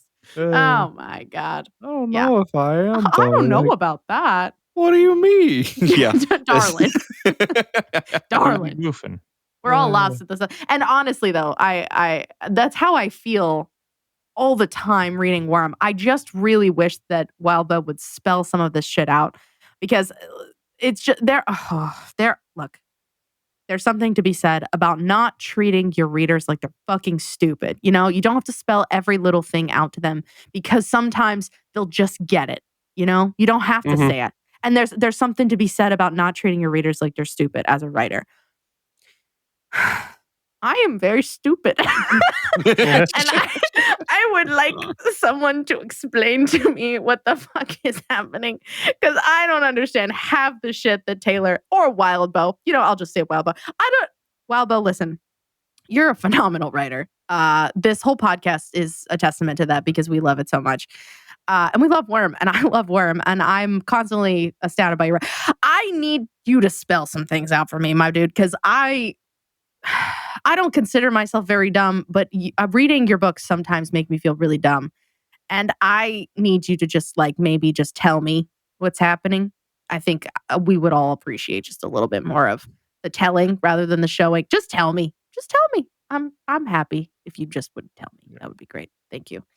Like, I keep thinking of Michael Scott asking Oscar to explain the surplus to him. Like, explain it to me like I'm 8. Oscar does that, and then Michael thinks about it. Explain it to me like I'm 5. Yeah. Yeah. I normally am. I'm normally also in favor of like, just write it. If the readers get it, they get it. If they don't, they don't. And for the most part, there's a lot of stuff that when you're writing, you don't, unless they don't get the entirety of your work or a good portion of their work. Like if they're missing a segment, it's like kind of going over a vocab word. You go by it and you go, oh, I don't know what that means, but you know what? I just got to keep reading and I'll just kind of come up with a context in my head and move on. We'll come back to that never. And you keep reading because one word out of place isn't going to throw you off that much. And in this case, it's such a long story. One paragraph is not going to throw you off that much from the entire story. And so you let them slide from time to time. And for the most part, I would say that you are able to figure stuff out, but it's not the easiest to read into. However, whatever the hell is going on with the Vegas capes and what they're trying to accomplish and what they're doing and their reasons for things are just lost. I don't know what's happening. I thought it was, oh, is this just me? I'll look this up. And the answer is nobody else knows. There's guesses out there. Like Alan and I talked about this earlier. If you can't tell. No, it's great. If you Google like Satyr parahumans, for me the first link is a series of Reddit links. What was Satyr's plan? Satyr's motives? Can someone explain what happened with Satyr? Discussions about Satyr. Like it's just clearly we're not alone here. That's good to know. The best. And I'm going to give this like tattletale explaining freaking Knight. The best explanation we have is that Satyr is in love with Pretender and knows that Pretender works for Cauldron, but hates Cauldron for keeping Pretender from him because he has to stay in the Alexandria body and, fight and potentially die, and hates them for keeping what he believes Pretender to be prisoner, even though Pretender's kind of choosing to do this. And because of all that, when they are both defending Pretender, because Pretender's right next to Dr. Mother in this case, from all of the Case 53s coming to kill them, but also if they got to there, that Satyr might not be in control enough to not want to kill Dr. Mother for keeping his lover captive, as he views it. Oh, when you put it like that. When you put it like that, it makes sense. But the thing is that that's not something I could have known by reading. Theory. And I don't buy that either. Yeah, I don't know if that's even because okay, this goes into the next chapter. We've got. Yeah. They're trying to do a betrayal. So I'm just gonna go into the next chapter. So we'll chapter just put 6, that they done do a betrayal. Well, chapter 6. Well, that's all you had to write. They head further down until Satyr's group tries a betrayal. Things get tense, and then Imp makes them back off. Cyan arrives, and Taylor's group flees. Is what I have here. But this part. That's the beginning part. Is the do a betrayal. Yeah, they done do a betrayal.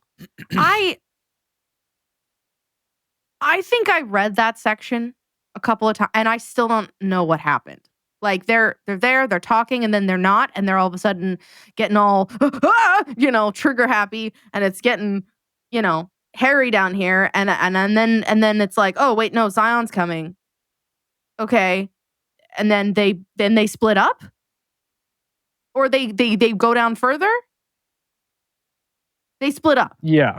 They're like, we'll hold off Scion, Oh, I yeah. guess. Which makes no sense that No Satyrs all damn of a sudden sense. is like, no, it's cool. We're just going to die here.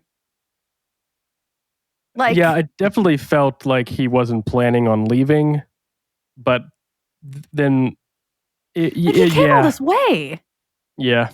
You know, you came all this way, infiltrated the group, and then like sneak, and now you're just gonna die in a stairwell? Like, why?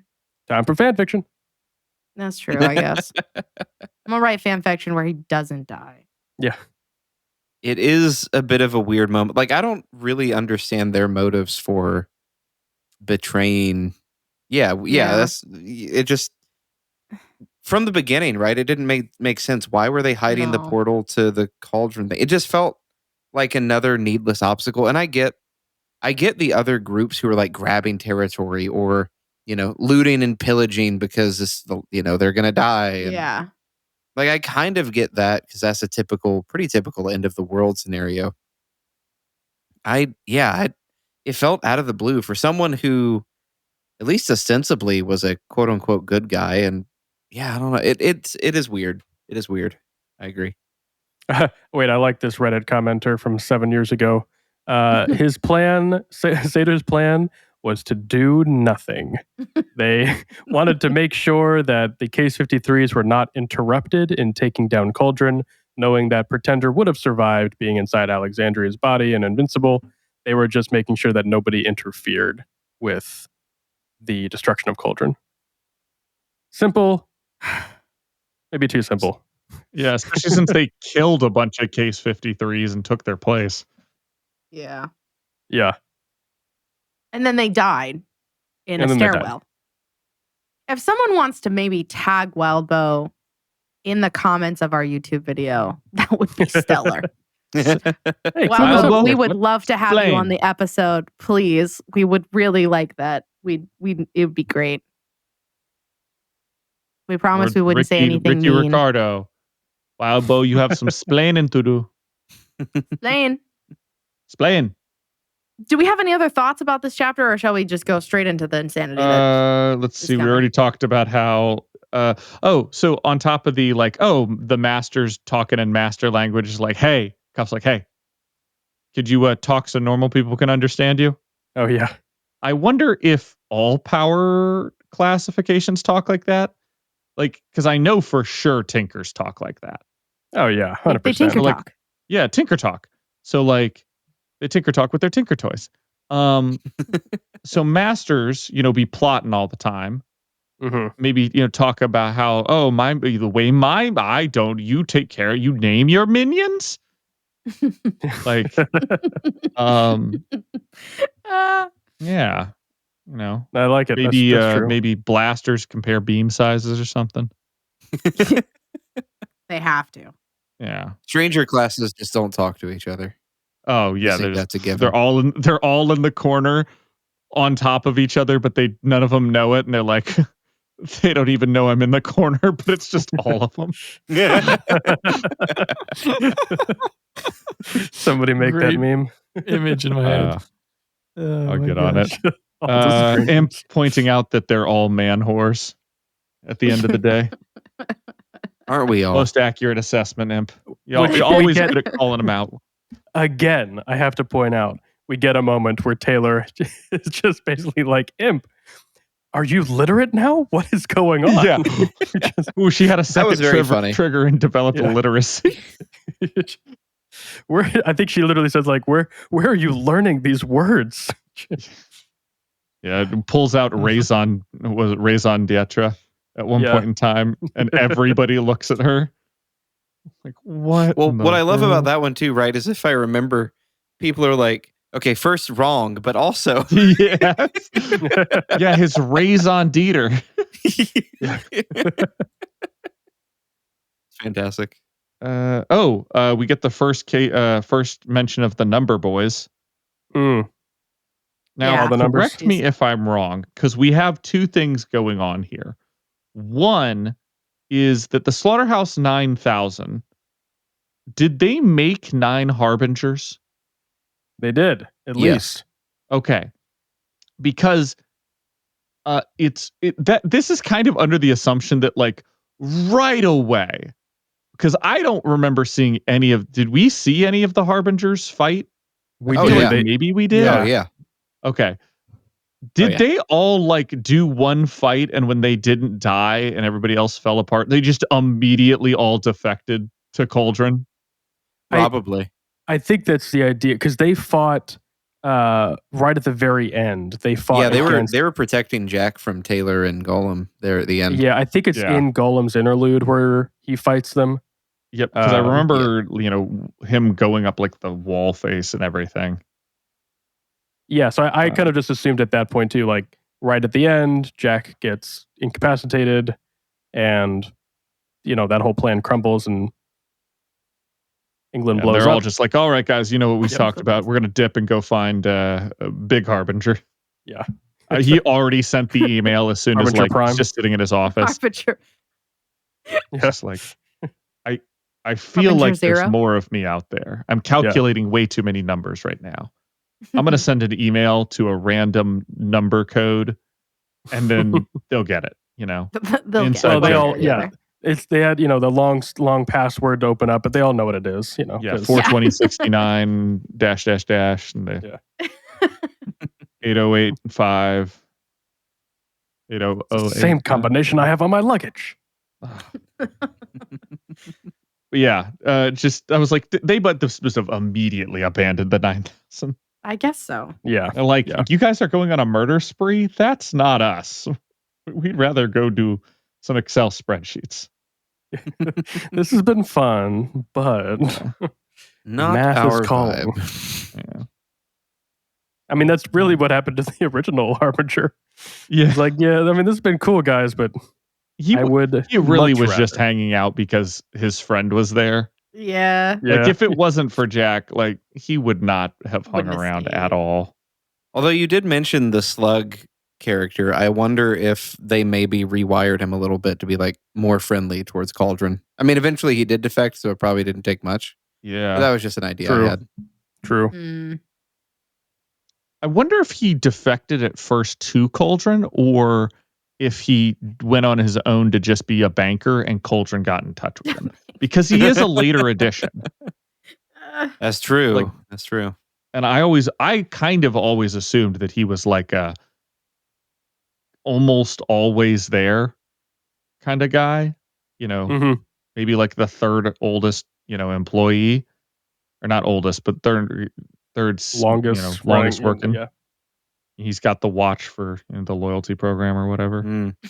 There you go. But no, they say later, like in a couple or maybe next chapter, that he's pretty new because the doctor still doesn't trust him with anything. Oh, Yeah. yeah. Which means he's been there for a little bit, but not nearly as Maybe long a as we year or two anticipated. or something, but not Yeah, I would super still say long. more than that. Like the Cauldron's been around since what, 1970, maybe I mean, it's 79, whenever they touched down. I was going to say 80. it basically formed before Yeah. Scion touched down. I'm trying to think of when that happened. We'll Yeah. say Well, I 1980. mean, he's only been Forms- there like 10 years probably, and you don't get the password to the staff break room till your 15th year. Yeah, right. You have to prove yourself. Exactly. Comes with bonus And vacation he days. knows yeah. the password, but he also knows that He's they would been there know for like that he knows. 9.5 years, and it's like 10 years is the I mean, threshold. He's really not showing up to the Christmas parties, which, He needs to you put in some gotta- effort. It's not Right. mandatory, but It Yeah. shows initiative. You're Yeah. never We going to see like that initiative. promotion if you they're don't. just one big family, and he's just really not. He's just. Just you know, Nick gagging in the corner. Cauldron is less of a company. Or is I that think that was Michael? Michael. That was Michael. Michael Yeah. gagging. That was Michael. I was going to say, trust me, I gagged plenty, but that was not me. God damn it. Shall I just read the next one? Yeah, let's keep Yeah. going. Chapter 7. The group slides down into the very long, scary panic room column thing, and is met by the doctor's group. They fight, then join up. Doctor takes them deeper and snags a vial, but then Scion blows up all the vials before she can actually take one. There is a lot that happens in this chapter. A lot of I information. was going to say, I only have one note for this chapter. What's your note? What is it? My note is, in regards to them talking to Taylor, like, I don't know. Your past, you've not been very trustworthy. Like, bitch, now I got to deal with Cauldron of all people not trusting me The too. most sussy. Like, also, what do you mean not trustworthy based, like, you might, she's been nothing but trustworthy. Violent, maybe, but It's true. deceitful? One time. Once. That's all it takes sometimes, you know. I know. Hey. Cauldron calling themselves like they have information. You have the clairvoyant. You can see this shit. You know that that's not true. Anyway, pissed me off. There's a lot of empty vials in the room full of vials. Yeah. That that room felt like a museum to me, Yes. and I hated that. Like, I imagine all of the backlit shelves just full, like chock full. Like, if you guys have seen Bones in the show, there's like a section where they keep all of these like drawers of bones that are like still unassigned, and they're all backlit, and so it's just like this huge long corridor, like floor to ceiling warehouse vibe of all of these backlit drawers that are like full of bones. And that's kind of the vibe that I got with this. It's just like this huge long corridor of like floor to ceiling shelves of vials, all backlit, with only like 100 of them still having liquid in them, or like 100 or 200, I think is what Taylor says. Yeah. Yeah, really spooky room. Yeah. And they're all labeled too. They all have like names attached to them. Oh, also, at what point did we pick up Sveta too? Because she's here with them this whole time. Right. Impaster. So I think it was back up when the case 53s were going through the cells. Yeah. She was with Weld, and then she got snagged during the whole thing, the struggle, the whole thing with Lung, and someone snagged her. I think maybe Imp grabbed her.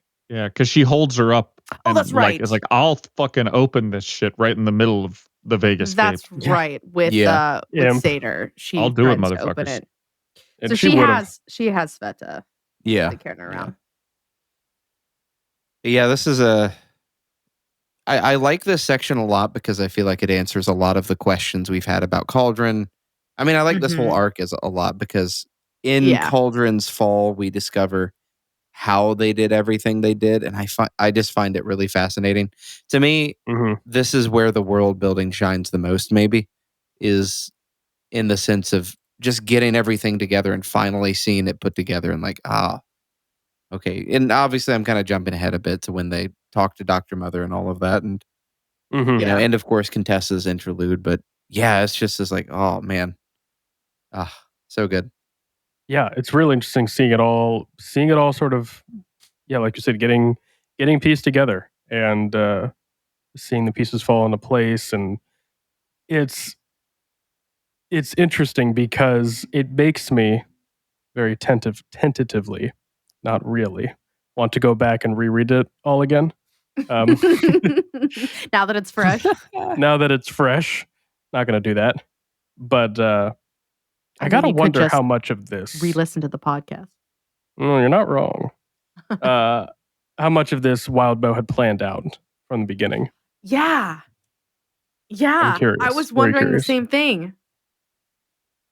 If he's ever talked about that or did an interview or something, let me know. I would love to. This goes back to, I'm pretty sure this was written in reverse, where he had the idea for Scion and the powers first, I believe. I know Scion was, at the very least, was like one of the first things. And then had to figure out how to get to, I mean, Scion essentially going crazy. Like that Scion doing, doing this whole Gold Morning stuff is where he started. Is this Gold Morning? Is that what this is when Scion's like fighting everybody? Is that what that is? Because I've heard the phrase Gold Morning and I didn't know. Like, I know that it's the end, but I didn't know. Like, is that him basically going off? Like when he starts by exploding the UK? Yeah. Okay. It's the golden sunrise. Oh, that makes sense. Damn. Happy gold morning. Happy gold morning. Merry Crisis. There's gotta be. Happy Christmas. Yeah, I wonder what day on our calendar would be Gold Morning Day. Ooh, that's a great question. I bet someone's figured it out. Anyway, You better. that's a thought for the wrap up podcast Or the episode. Hannah's just going to Google it really quick podcast. June 19th? Mine Ooh. says 20 to the 24th, Oh, but maybe okay. it started on the 19th. June. Wait, there's a timeline. Okay, wait, hold on. Also, I don't wouldn't- I spoil was the gonna say, I final wouldn't art look for too yourself. Oh, you're right. Okay, deep no, I'm into not. I'll that. stop looking it up. I don't want to. We're so close. We're so close to the end. So Oh my close. god, we got like what 2 arcs and that's it. We got one arc and an epilogue arc. So 2 Yeah. arcs. Okay.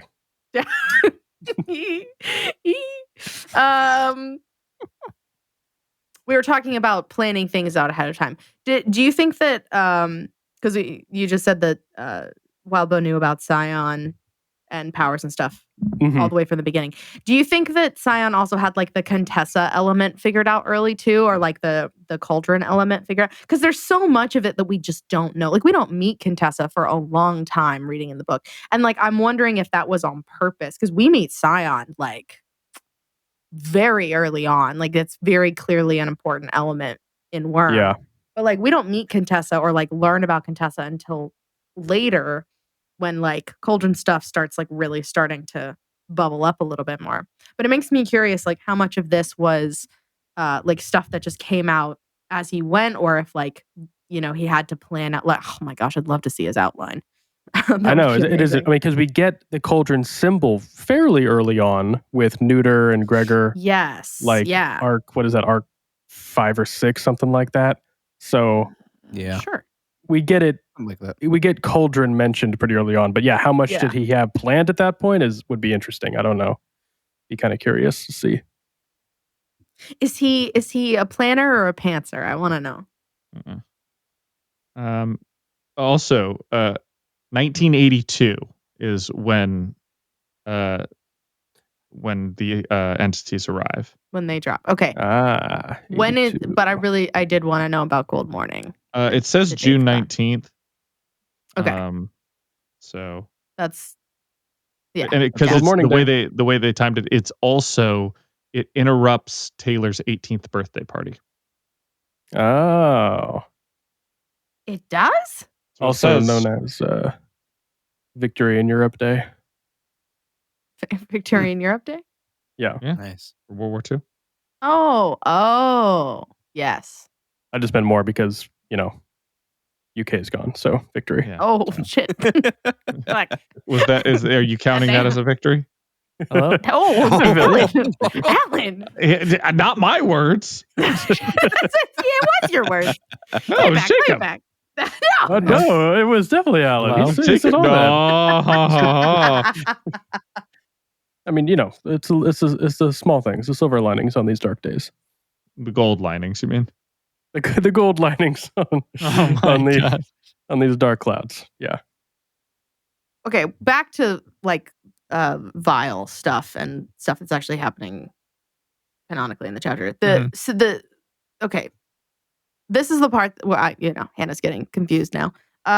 So the doctor is talking specifically about these 3 vials. So she never took one, and now it's like, well, now's the time to take one. And she does like a little mixology moment where she pours some of whatever vial they had into like the black vial, I guess, and it makes like this weird red thing, and then she tries to drink it. What is happening? What's why- the doctor doing? Yeah, like she's trying. So the goal, What the doc from what I doing? understand, is she's trying to like trigger a something that could potentially like a breaker power that could potentially get them out. So she is, correct me if I'm wrong, I don't even think it's just that. I believe was she trying to do a breaker power? I thought she was mixing up like some of the like stronger vials together in order to fight Scion if he comes down. I think she even calls out like a mover and or mover striker or something like that is what she's hoping for. Yeah. She says something, but I forgot. I mean, she doesn't get to take it. Obviously, Scion says no. Well, before so I kind of I didn't go back and read it. It sounded like she just dropped the vial. What happened? So she's like right about to drink it because there's two things happening. There's they're like running, trying to like run down the corridor to get away. And then Taylor is also describing what's happened back in the main room where Scion is because she left the bugs there. So the moment that Scion, he's like picking up vials and he's dropping them. And then he like, instead of doing them one at a time, he does something where like they all shatter. And when that happens, the vial that the doctor is holding to like drink, it shatters in her hand and she was only able to drink a little bit of it. So the glass cut up her hand and now most of it is on the floor. Got it. Yeah. I mean, he basically did a Shatterbird. Yeah, he pulled a Shatterbird. Yeah. And even though she wasn't at the same area. But it was just the vials. It's not like all the glass. Yeah. Interesting. Taylor's over here like, lick it up. Well, she can't. She does say, she does have a moment where she's like, you should lick it up. And then she realizes like, no, because I think Neuter was the one who told her you have to use the whole dose or else it doesn't work because that's what otherwise happens. You get a kidnap. Yeah. Yeah. So there's like kind of that moment because I think Imp says something to Dr. Mother about like, oh, your hand, because her hand's all her hands and her neck too. Her hand and her neck both get. Yeah, she's got glass everywhere. This is also, I believe, where Sveta is like talking about. Sveta is like talking to the doctor about like, this is who I used to be and you took me and you never asked like what I wanted. And if you'd asked, I would have told you I'd rather be dead than this. Yeah. And Dr. Mother says, like, what do you want me to say? Like, what do you want me to do? Like, do you want me to cut up my face? Like, would that make you happy? Like, and Sveta's like, I want to know what my name was. Like, tell me my fucking name. And she can't. No. She knows her name. She even knows her birth. Oh no, Sveta knows it. Sveta knows it. She wants to but see Dr. if Dr. Mother knows it. Dr. Mother has no clue. Say my name. Yeah, say my fucking name, bitch. Like, say my number even. Which, by the way, when she does finally say it, it's like 1717. It's like the easiest number ever. 1616, I believe. Yeah, 16. It's like a super easy number. It's like, but you couldn't even remember that, man. Oof. Yeah. Also, I obviously shouldn't have been done dirty. All that yada yada. I know what you're going to say. I know what you're going to say. A lot of people, not just Feta, but a lot of people got to be doing some yapping right now. And maybe that's just getting them some shit off their chest before they die because they know that could happen now. But maybe now, if we're planning on surviving, now ain't the time, bro. Yeah. Well, it's funny. It's one of those things. We talked, kind of danced around these things before, but like, there's so many groups that think they have the answer to saving the world here, and like, if they're the group that does, well, then it's all justified. But if they're the group that doesn't, you kind of killed thousands of people. Yeah. So it's like, right. It's, history is written by the victors. And unfortunately, Cauldron's going to be remembered as the group that fucked up a lot of people and ruined lives. Didn't do a damn thing. See, I would like to think that they get remembered as like the one people who tried to do something. And then all the other groups remembered as just people that wouldn't fucking cooperate. Yeah. Also that too, yeah. That is unfortunate. Right. Are we glad? Well, actually, I guess is it not till next chapter that she gets got? You want to just go into the next one? So chapter 8. Before we get there, sorry. Okay. Yep. With the Scion fight, we're talking about Scion's body. We've seen now the entity and how large and massive and seemingly eternal he is. Um, and yeah, so, but what I thought was interesting was how Siberian, at least briefly, could affect him until he decided, I don't want you to affect me anymore. Yeah. Basically, is what it sounded like. And I just thought that was really interesting. Yeah. That was. At one point they're both residing in the same space. Yeah, that was cool. Which is like just cutting him in half, basically. But He just because keeps of the reshaping like yeah. millisecond by millisecond. Yeah. And it just makes me curious how much damage did she actually do, you know? Yeah, I'd be curious to know, because especially with the next bit about, kind of seeing Eve's flesh garden. You know how yeah, you know when like the tiniest little fly bites you and you're not even sure if something bit you, but it's enough just to kind of make you like slap your arm out of reflex. That's kind of what this felt like. Is like maybe this was the first time, and maybe Eidolon as well. First time where Scion had to take a moment to be like, okay, that was a little annoying. It just sort of slap it away, which is crazy. Yeah. I mean, every little bit counts. Like I'm happy anytime we can do a little bit of damage, but it's so minuscule in the grand scheme. Like, actually, it feels so hopeless. Yeah, got his attention very briefly. Yeah. Speaking of grand schemes, Yeah.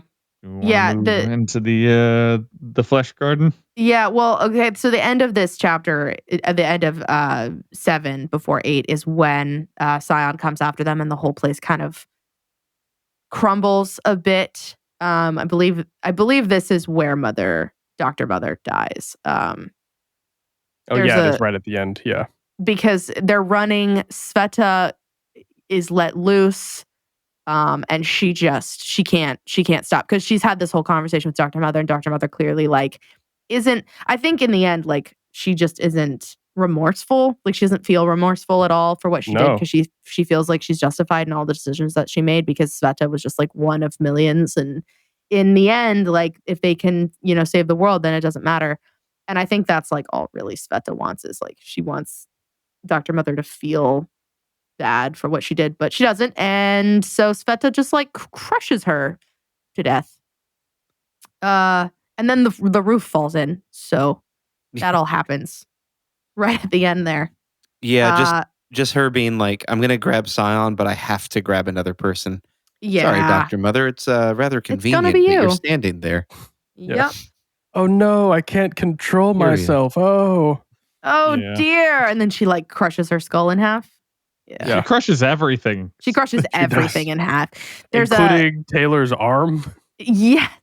We'll get to that. Taylor kind of asked for that one. Well, this is, I mean, we can get to that. We're in that.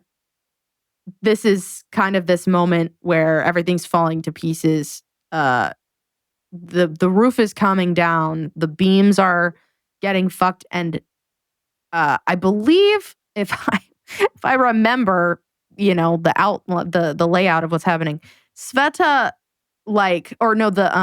excuse me, not Sveta, what's the invisible girl?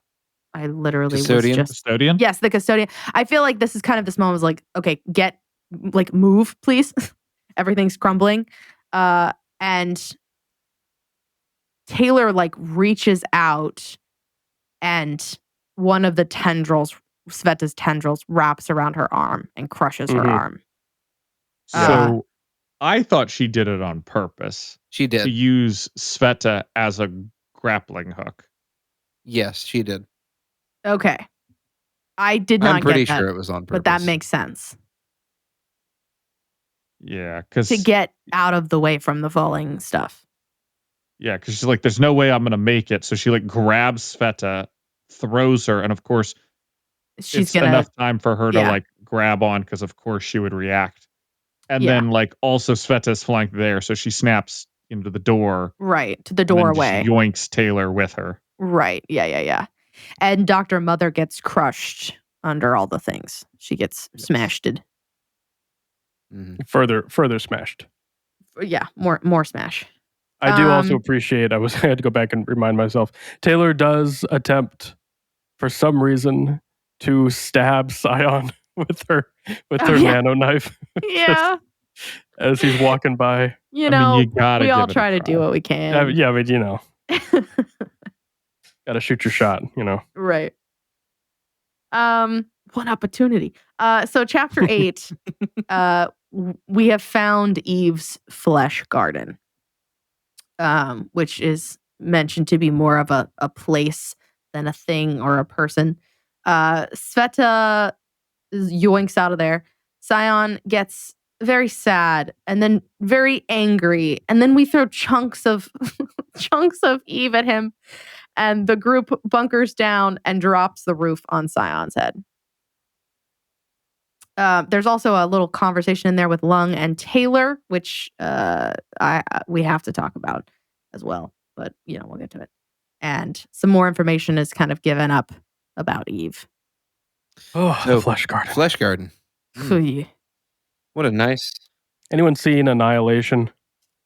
The No. film Annihilation. Yeah. Which one is It's- that one? It's Alex Alex Garland. The 4 women scientists go into the The, Zone X or whatever, Yeah. and there's like the weird Was it the animals person and in the stuff. pool? It's like an empty pool. What? I'm thinking of something Oh else. yes, Never mind. no, you're right. And he's like Yeah, blown it's into like the wall this and weird stuff. like creature humanoid Yeah. looking thing, but it's like all like tendrily and Yeah. rooty but it's in Exactly, the pool. Yeah. I only bring it up because the way Annihilation is kind of described is it's sort of this really creepy ethereal beauty, and I think it pulls it off very well. Yeah. And that's kind of how I feel about the Flesh Garden. Is it's like it's gross, but also because they describe it as like kind of beautiful. It's like Yeah. this weird, like a work of art. yeah. It's very trippy, very cool. Well, because it's kind of this. Again, it's one of those things where it's like you imagine a pool of water where it doesn't look that deep, but then you look into it and it's really crystal clear, and you can see all of this life and stuff moving and gyrating inside of it. Mhm. And it's kind of that same vibe of like you look at it and you just see kind of this blob, but you look a little closer and oh, what is that? That's a hand. And Yeah. oh, that's one of the most beautiful human faces I've ever seen. And what have you. Oof.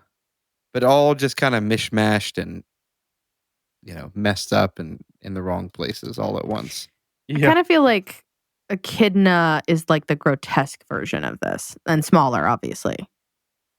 Yeah. But like the kind of like there are limbs and there are faces and there's just a lot going on, and you have to like focus your eye on a specific place to be able to like see the detail, because if you look at the whole thing, it's just like overwhelming and grotesque.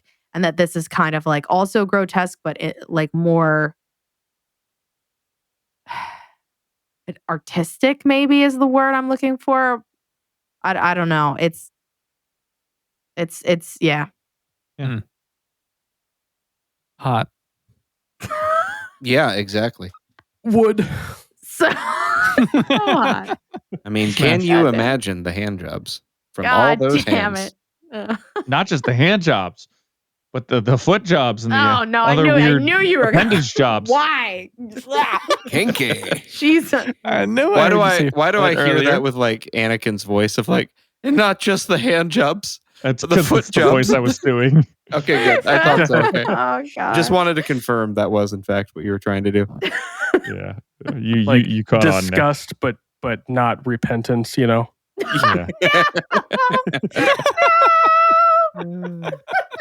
Exactly, Jacob. You get it. Ah. Never repentance. Much like our podcast. Yeah. Two things I want to talk about. One, great. Now we've thrown his girlfriend's burning body at him. Like that'll piss him They off. did that. Oh Yeah, my yeah. and multiple times.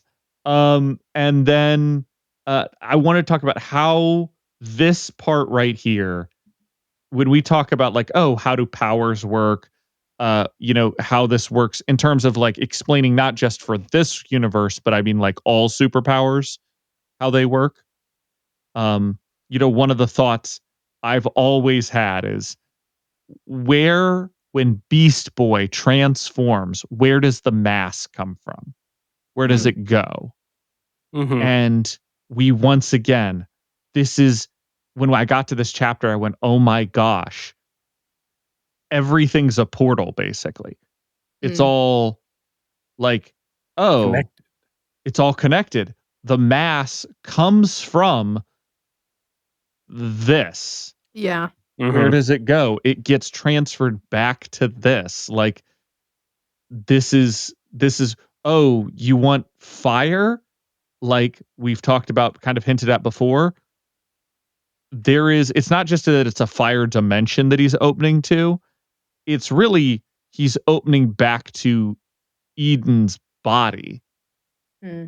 Like he's opening whenever somebody uses fire, they're essentially opening a portal back to Eden's body, but the fire section of that body, and, and summoning that forth.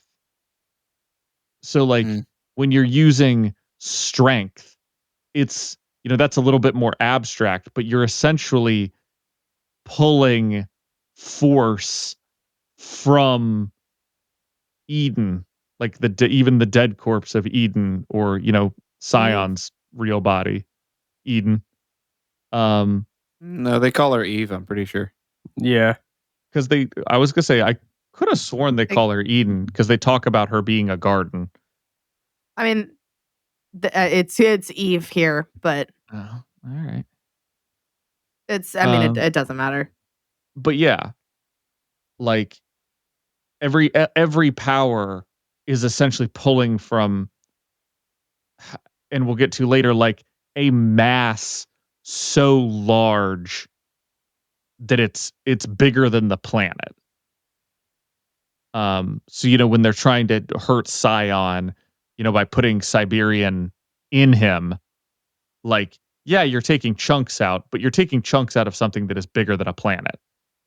Like, it doesn't matter. Right. And there's just so much potential energy there. Like, you're practically never going to run out of it. Yeah, I mean, I think they say like it's intended for the shards to last thousands of years if needed, Yeah. Yeah.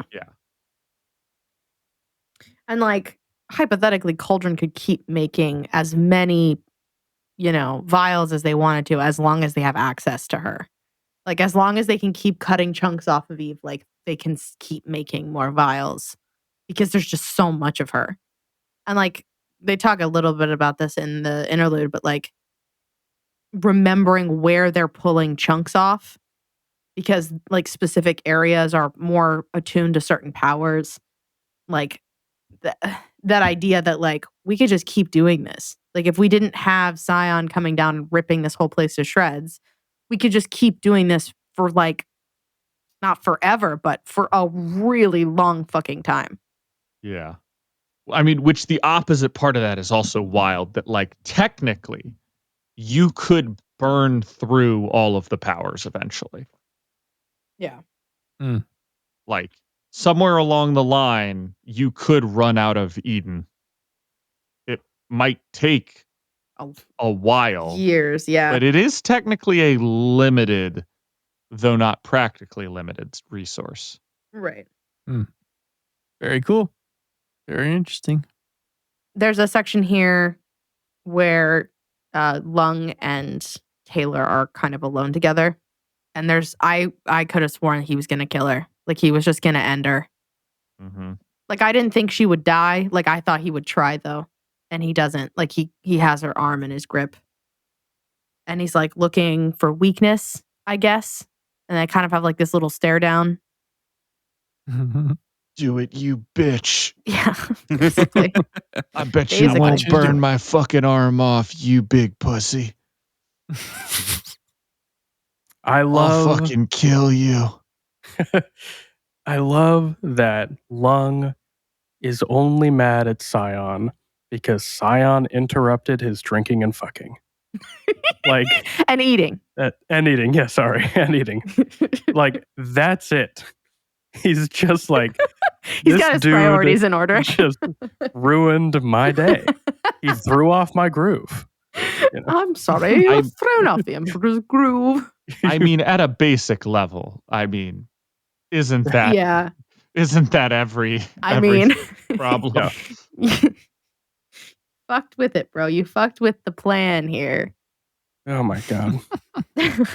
More reasons to just love Lung. Yeah, what a chat. Yes, What? absolutely.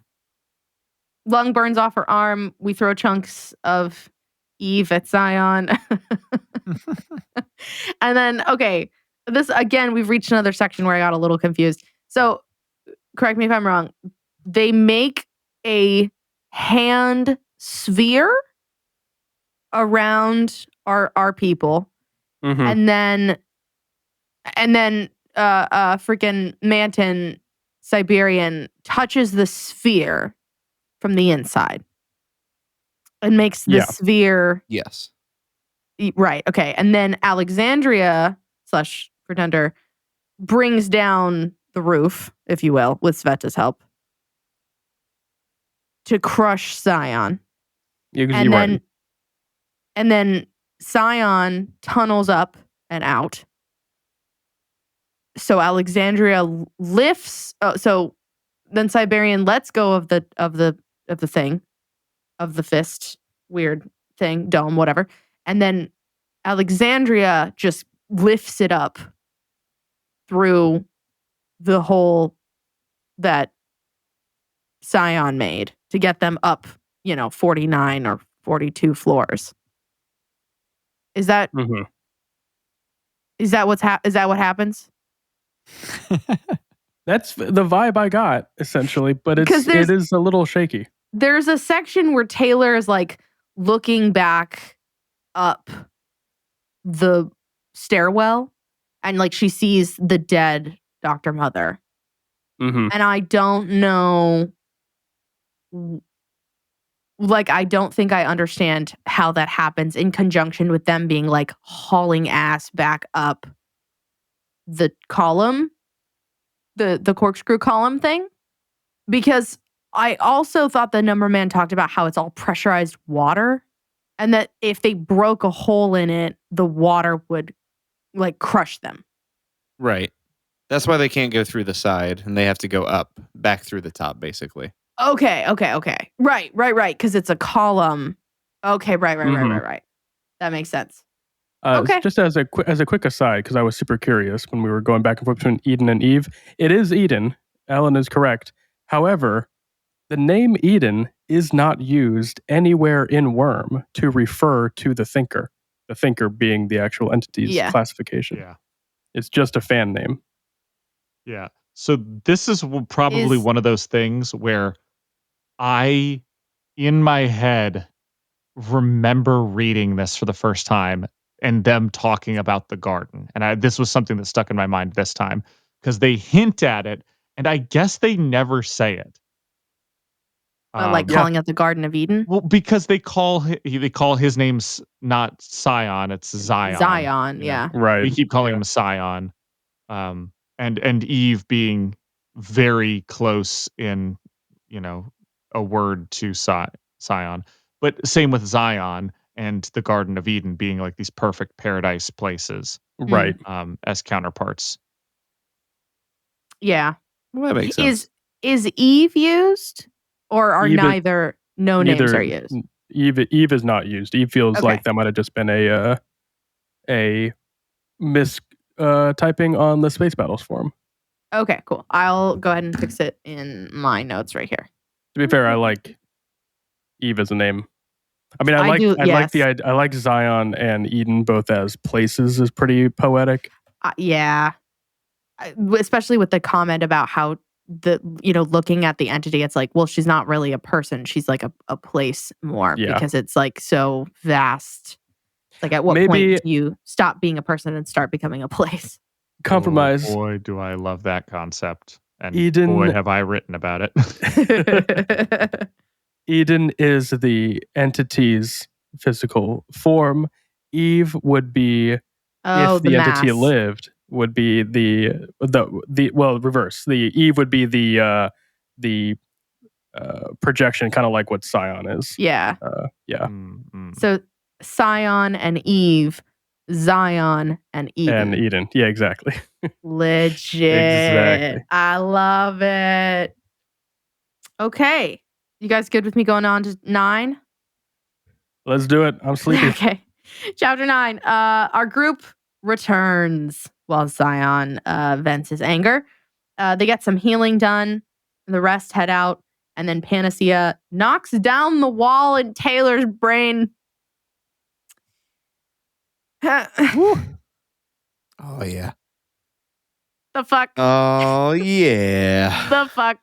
I'll be honest, this chapter I kind of sped through because I was still reading at the pace of the previous chapters. Yeah. And was like, this one was over very quickly for me. Yeah. But a nice little relaxation moment from all the tension we just had. Yeah. Yeah. I do find one moment funny where Sion's venting, right? And Taylor, they kind of realize he's angry now. Like, it seems like maybe this is the first time he's actually feeling grief. And Yeah. Taylor's like, serves him right, the fucker. I hope he Yeah. suffers. Yeah. Yeah. It's just this great, like, Yeah. good. Yeah. I mean, I think it's good, Imp just that killing says that, everybody. where she's like, Yeah. Yeah, it or feels Imp. like the first time, like he's feeling like, when my brother, when he got Oh, hurt or when I lost him, and the What? pain that Wait. you feel from a loved Oh one yeah, being they can lost. feel his grief too, which Yeah. I think is interesting. Mhm. And she's like, I fucking hope it hurts. Yeah. Yeah. Okay, so this is perfect. I'm so glad you brought it up because I was trying to remember where it was. Remember how last arc we were talking about whether or not Gru died Yeah. on the and I was like, oh yeah, no, he's just fine. He's off living in the woods with what's her face. And y'all were like, no, it's like he went to the farm. Like, no, he's dead. Yeah. This Right. moment, because Imp doesn't say when my brother, she just says when my brother ... She doesn't finish her sentence. And so Yeah. this was a moment where I was like, oh shit, is this when she's talking about Gru dying? Is this her being like referencing that like Gru is dead? Because that's my continued implication there is that's how it went down. and they're just not saying, she's just not completing her sentence because of Taylor. Well, I don't Yeah. know if she's not finishing her sentence because of Taylor, Or or if it's so just just kind the of like letting situation. it hang in the air. Yeah. They also mention here that this is the first time Sion's expression has changed. Oh yeah. Mm-hmm. Ooh. So he's gone from his like stoic, face to now his eyebrows are scrunched and his like mouth is like downturned a little bit. Right. Ugh. Now he's mad. He put on Now his angry He eyes. mad. They did throw his girlfriend at him. They did. Parts That was of low her. blow. That was Her low dead blow. body. Yeah. Yeah, no, I mean they all trying to figure out what the hell to do, and then Bonesaw and Panacea play rock paper scissors for Yeah. Taylor's God. brain. And then the last line of that chapter is, and then it all went wrong. And then it all went wrong. And I'm like, oh, now it did. yeah, Jesus. It's now it's going wrong. Taylor, hey Amy, can you fuck with my head? Amy, I don't do brains. Taylor, can you blow my brains out? Say no more. I mean, that's kind of the vibe. Like, what the fuck just happened? Yeah. It's okay. So it's weird. I've talked about this before about feeling like something is true, but not knowing if it's true. If it's like me remembering, some part of my brain is like, oh yeah, no, we remember what happens. Or if I legitimately am just like running off of guesswork here. But when that line happens, I kind of because they're talking about we didn't talk about the part. Okay. Apparently Taylor had a second trigger event the second she had her first trigger event. Oh She yeah, had they two mentioned right that. in a row. We went right over that. Oh, right. Oh yeah. Which was interesting. Yeah, 'cause they talk a 'cause- lot about second trigger events and the fact that Yes. Yeah. Contessa can help people have their second triggers with her Mhm. power. Right. Yeah. And the fact that like Taylor's kind of thinking about like, oh, maybe I could have my second trigger. And they're like, oh no, bitch, you already had yours. And she's like, what? Right. Which, I mean, tracks with the amount of like crazy shit Taylor can do and how she's like just a little disconnected from everybody else. She's got that bug brain going on. It tracks.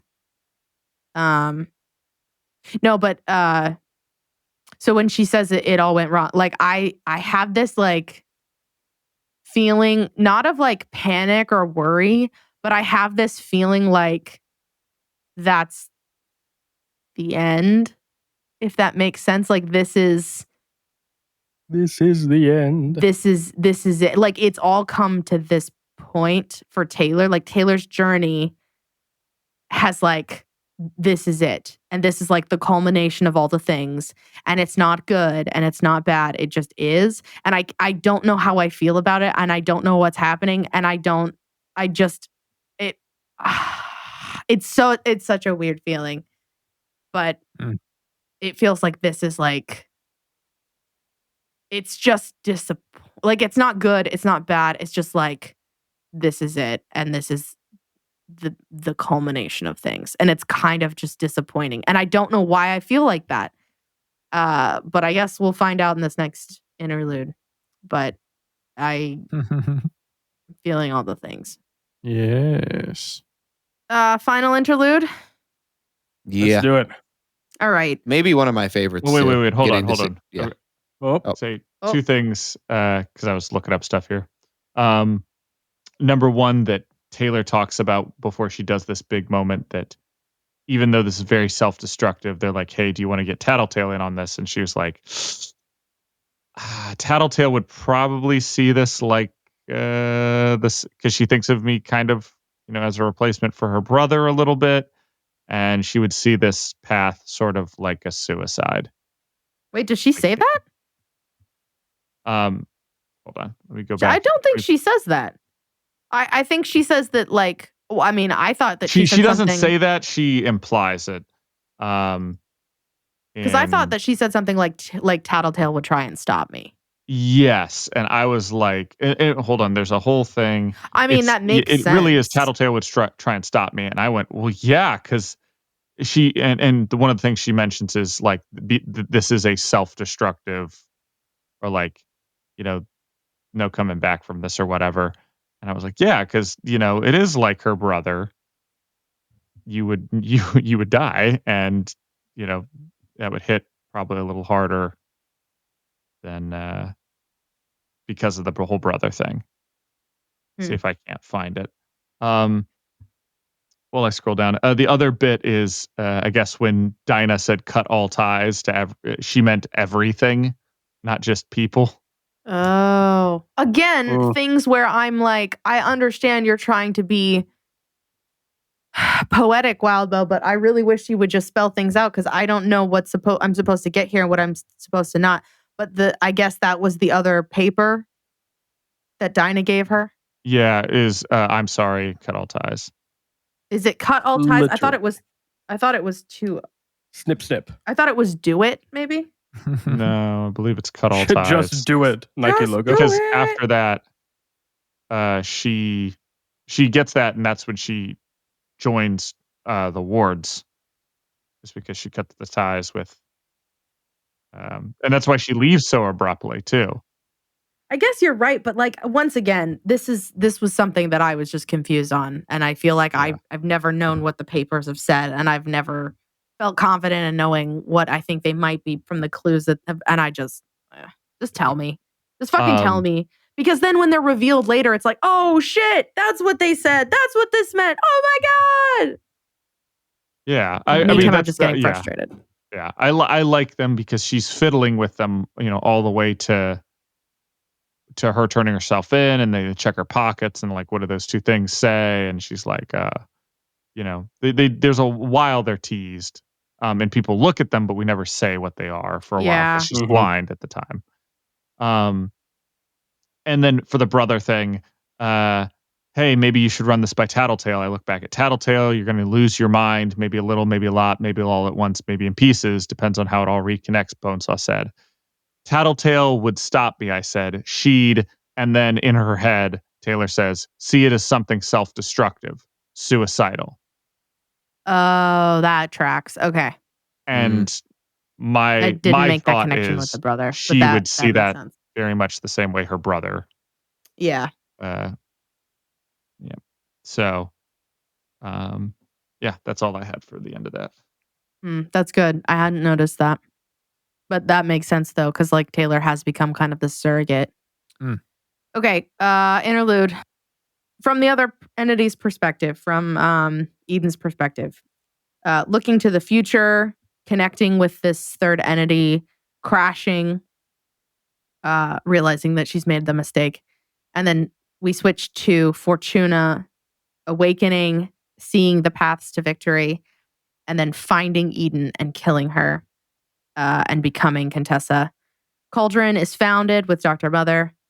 And then we have kind of like some time jumps as we move through the timeline that we know of as Cauldron has expanded and grown up until the present day with Contessa fighting against Weld, moving through the portal and meeting Teacher. Great interlude. Top 5. It's a lot. It's a good one though. Mm-hmm. I liked being able to see her powers at work. That was cool. Yeah, the vision we get of her like optimal future, talking to all the other like heroes was really We want to cool. talk about the optimal future? Yeah, optimal future was really cool. Do we have guesses for who these alternate heroes are based on their weapons and the way they talk? Well, she mentions Colin and Hannah. So That that's is Miss true. Militia and Arm Master. Yeah. I don't believe Hannah is spelled the same as her name is when she's Miss Militia. Because I think she's Hannah. Yeah, it's Hanah or Hanna. It's when she's a Miss Militia, but this one's spelled Hanah. Correct. It's a palindrome. And then Arms Master is Arsenal in this case. Okay. Yeah. I don't know about the others. I had no fucking The big clue. 3 that put their weapons together, which are like a glaive, a sword, and I'm trying to remember what the other one is. There was one I didn't know what it was. It was said the name. Some kind of weird like Asian weapon. I believe the glaive is Arsenal, so that's Arms Master. The sword. So there's Arsenal, Partisan, and Sure. Clarent. And yeah, Clarent. Yeah. Clarent, I believe, is the sword. And I'm trying to remember what the other weapon is that they pull out. Yeah, I'm trying to I look have at them it. I have them all written down though. They talk about Richter as well. That's another name yes, dropped. they do mention Richter. Partisan's heavy spear, Arsenal's Gisarm. Is maybe how you pronounce it? It's a French weapon. Okay, Gisarm. Yes. And Clarence longsword. Oh, I said glaive. So Clarent, which is another name for one of King Arthur's swords, is Dauntless. Oh, interesting. Who the fuck is Dauntless? He way back, I believe he's the guy who can continuously imbue his weapons with power every day. I might be mistaken, but I'm pretty sure that's. I'm pretty sure that's right. Okay. Okay. So he's the sword, because he does a sword and shield type thing, and he imbues power into them in his armor. Then you have Arsenal as Arms Master, and then Partisan, which would be the heavy spear, is Chevalier. Oh, okay. Makes sense. Which is why it's so heavy. Makes sense. Richter. You were correct about Dauntless. Am I wrong about the others? About the power. Yes. Okay. The power, yeah. Thank you, Michael. I appreciate the confirmation. Richter, if you recognize the name, is Dragon's creator. Right. Andrew Richter. Does anybody have any guesses for Black Knight? I'm guessing I thought that was Dragon. Any other guesses? Batman. No. Yeah, Batman. Let me think about it. Black Knight? Yes. I think you mean Dark Knight. Because it says, so the line is, we'll need our Black Knight. Hannah, Partisan said, we'll bait them into a fight, then sick him on them. So it's a him. Yeah. He'll be able to win this as long as it's parahumans he's fighting. Oh, is That'd it? be Wait, is it Lung? No. I was gonna say Hatchet Face, or not Hatchet Face, but the original one. Nick, you are on the right. The original one, I track. can't remember his name though. You're on the right track. Who else do we know that is very specifically good against parahumans? Oh, Jack. Jack. Duh. That is correct. It is Jack / AKA his real name, Jacob Black, aka the Black Knight. The Black Knight. Oh my God. Interesting. Love it. Okay, I am confused about a couple of things though. First of all, because the Hannah, the way it's spelled in this little piece here is spelled differently than Hannah, who is That's correct. Grace Militia. We did talk about that. Yes. And my impression of this was, are you guys saying that this is Contessa's optimal future or the entity? No, this the entity. Before she crash lands, she has like this moment where she's looking, because the whole thing is I was confused. I thought you guys were talking about Contessa seeing this as a future. I thought this was the entity. This is a very confusing. Yes, it is. This is Contessa. Correct me if I'm wrong, but this is Contessa seeing the memory of the thinker entity. Yeah, she has, because she has the dream. That's right. Oh, she has the dream and says, I need to remember this dream. That's right. Right. So in my head, that's what I thought it was, is that like she has this dream of the other entity of Eden, basically spiraling through, having these moments, like having this thought process of like, okay, planning out, this is what we're going to do. Here's the optimal futures. Here's this. They crash land. It doesn't go well. She like wakes up, realizes like, oh shit, I have to remember this. Goes through the whole song and dance. And then once she wakes up a second time and she remembers it, she goes to hunt Eden down. So what I do think that's right. I don't just, because I don't think that's the way it's written. Like, it's not written from Contessa's memory. No, it's written from the entity's perspective. Yeah. So, Okay. What you're reading is her dream. That she also has the dream of. So what we've established previously, if I remember right from the previous time we met the entities and we discussed it, their whole goal is they travel to these alternate universes, they travel to these inhabited planets, and they disperse the shards to increase the conflict and get more data. So I think, it's interesting saying like, we're getting to war and they're about to have this massive battle. And Arsenal begins to get suspicious, but then the entity blocks it because she's got memory wiping powers. And so, so this is kind of the optimal future. Is interesting that the optimal future has all of these characters like at their peak and at their best.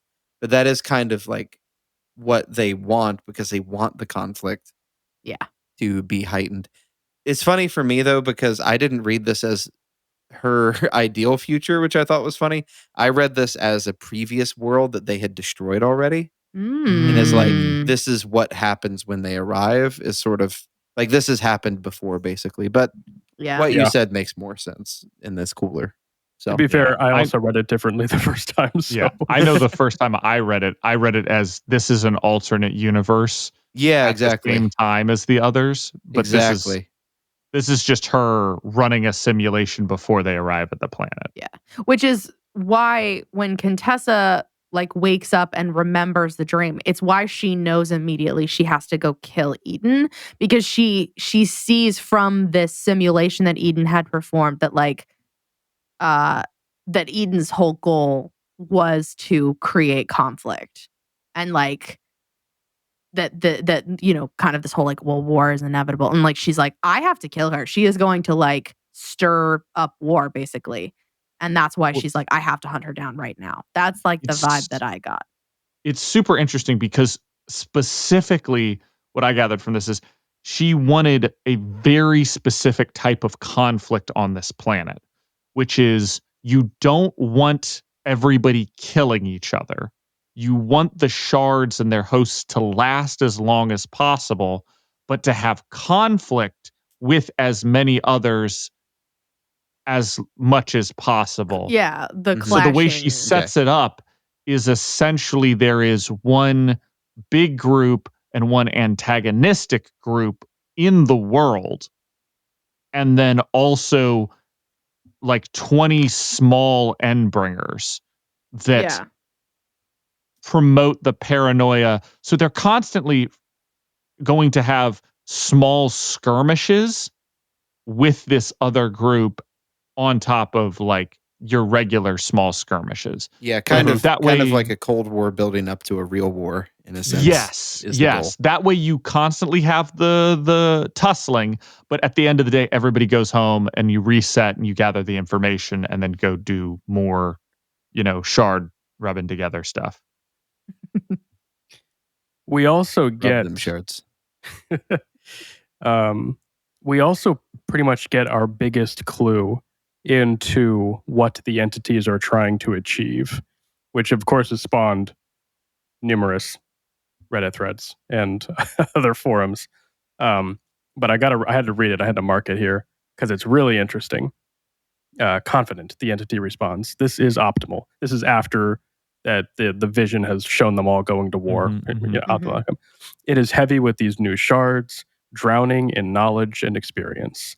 If this could occur with every cycle, bringing this sort of information into the pattern, then survival beyond the endpoint would be virtually guaranteed.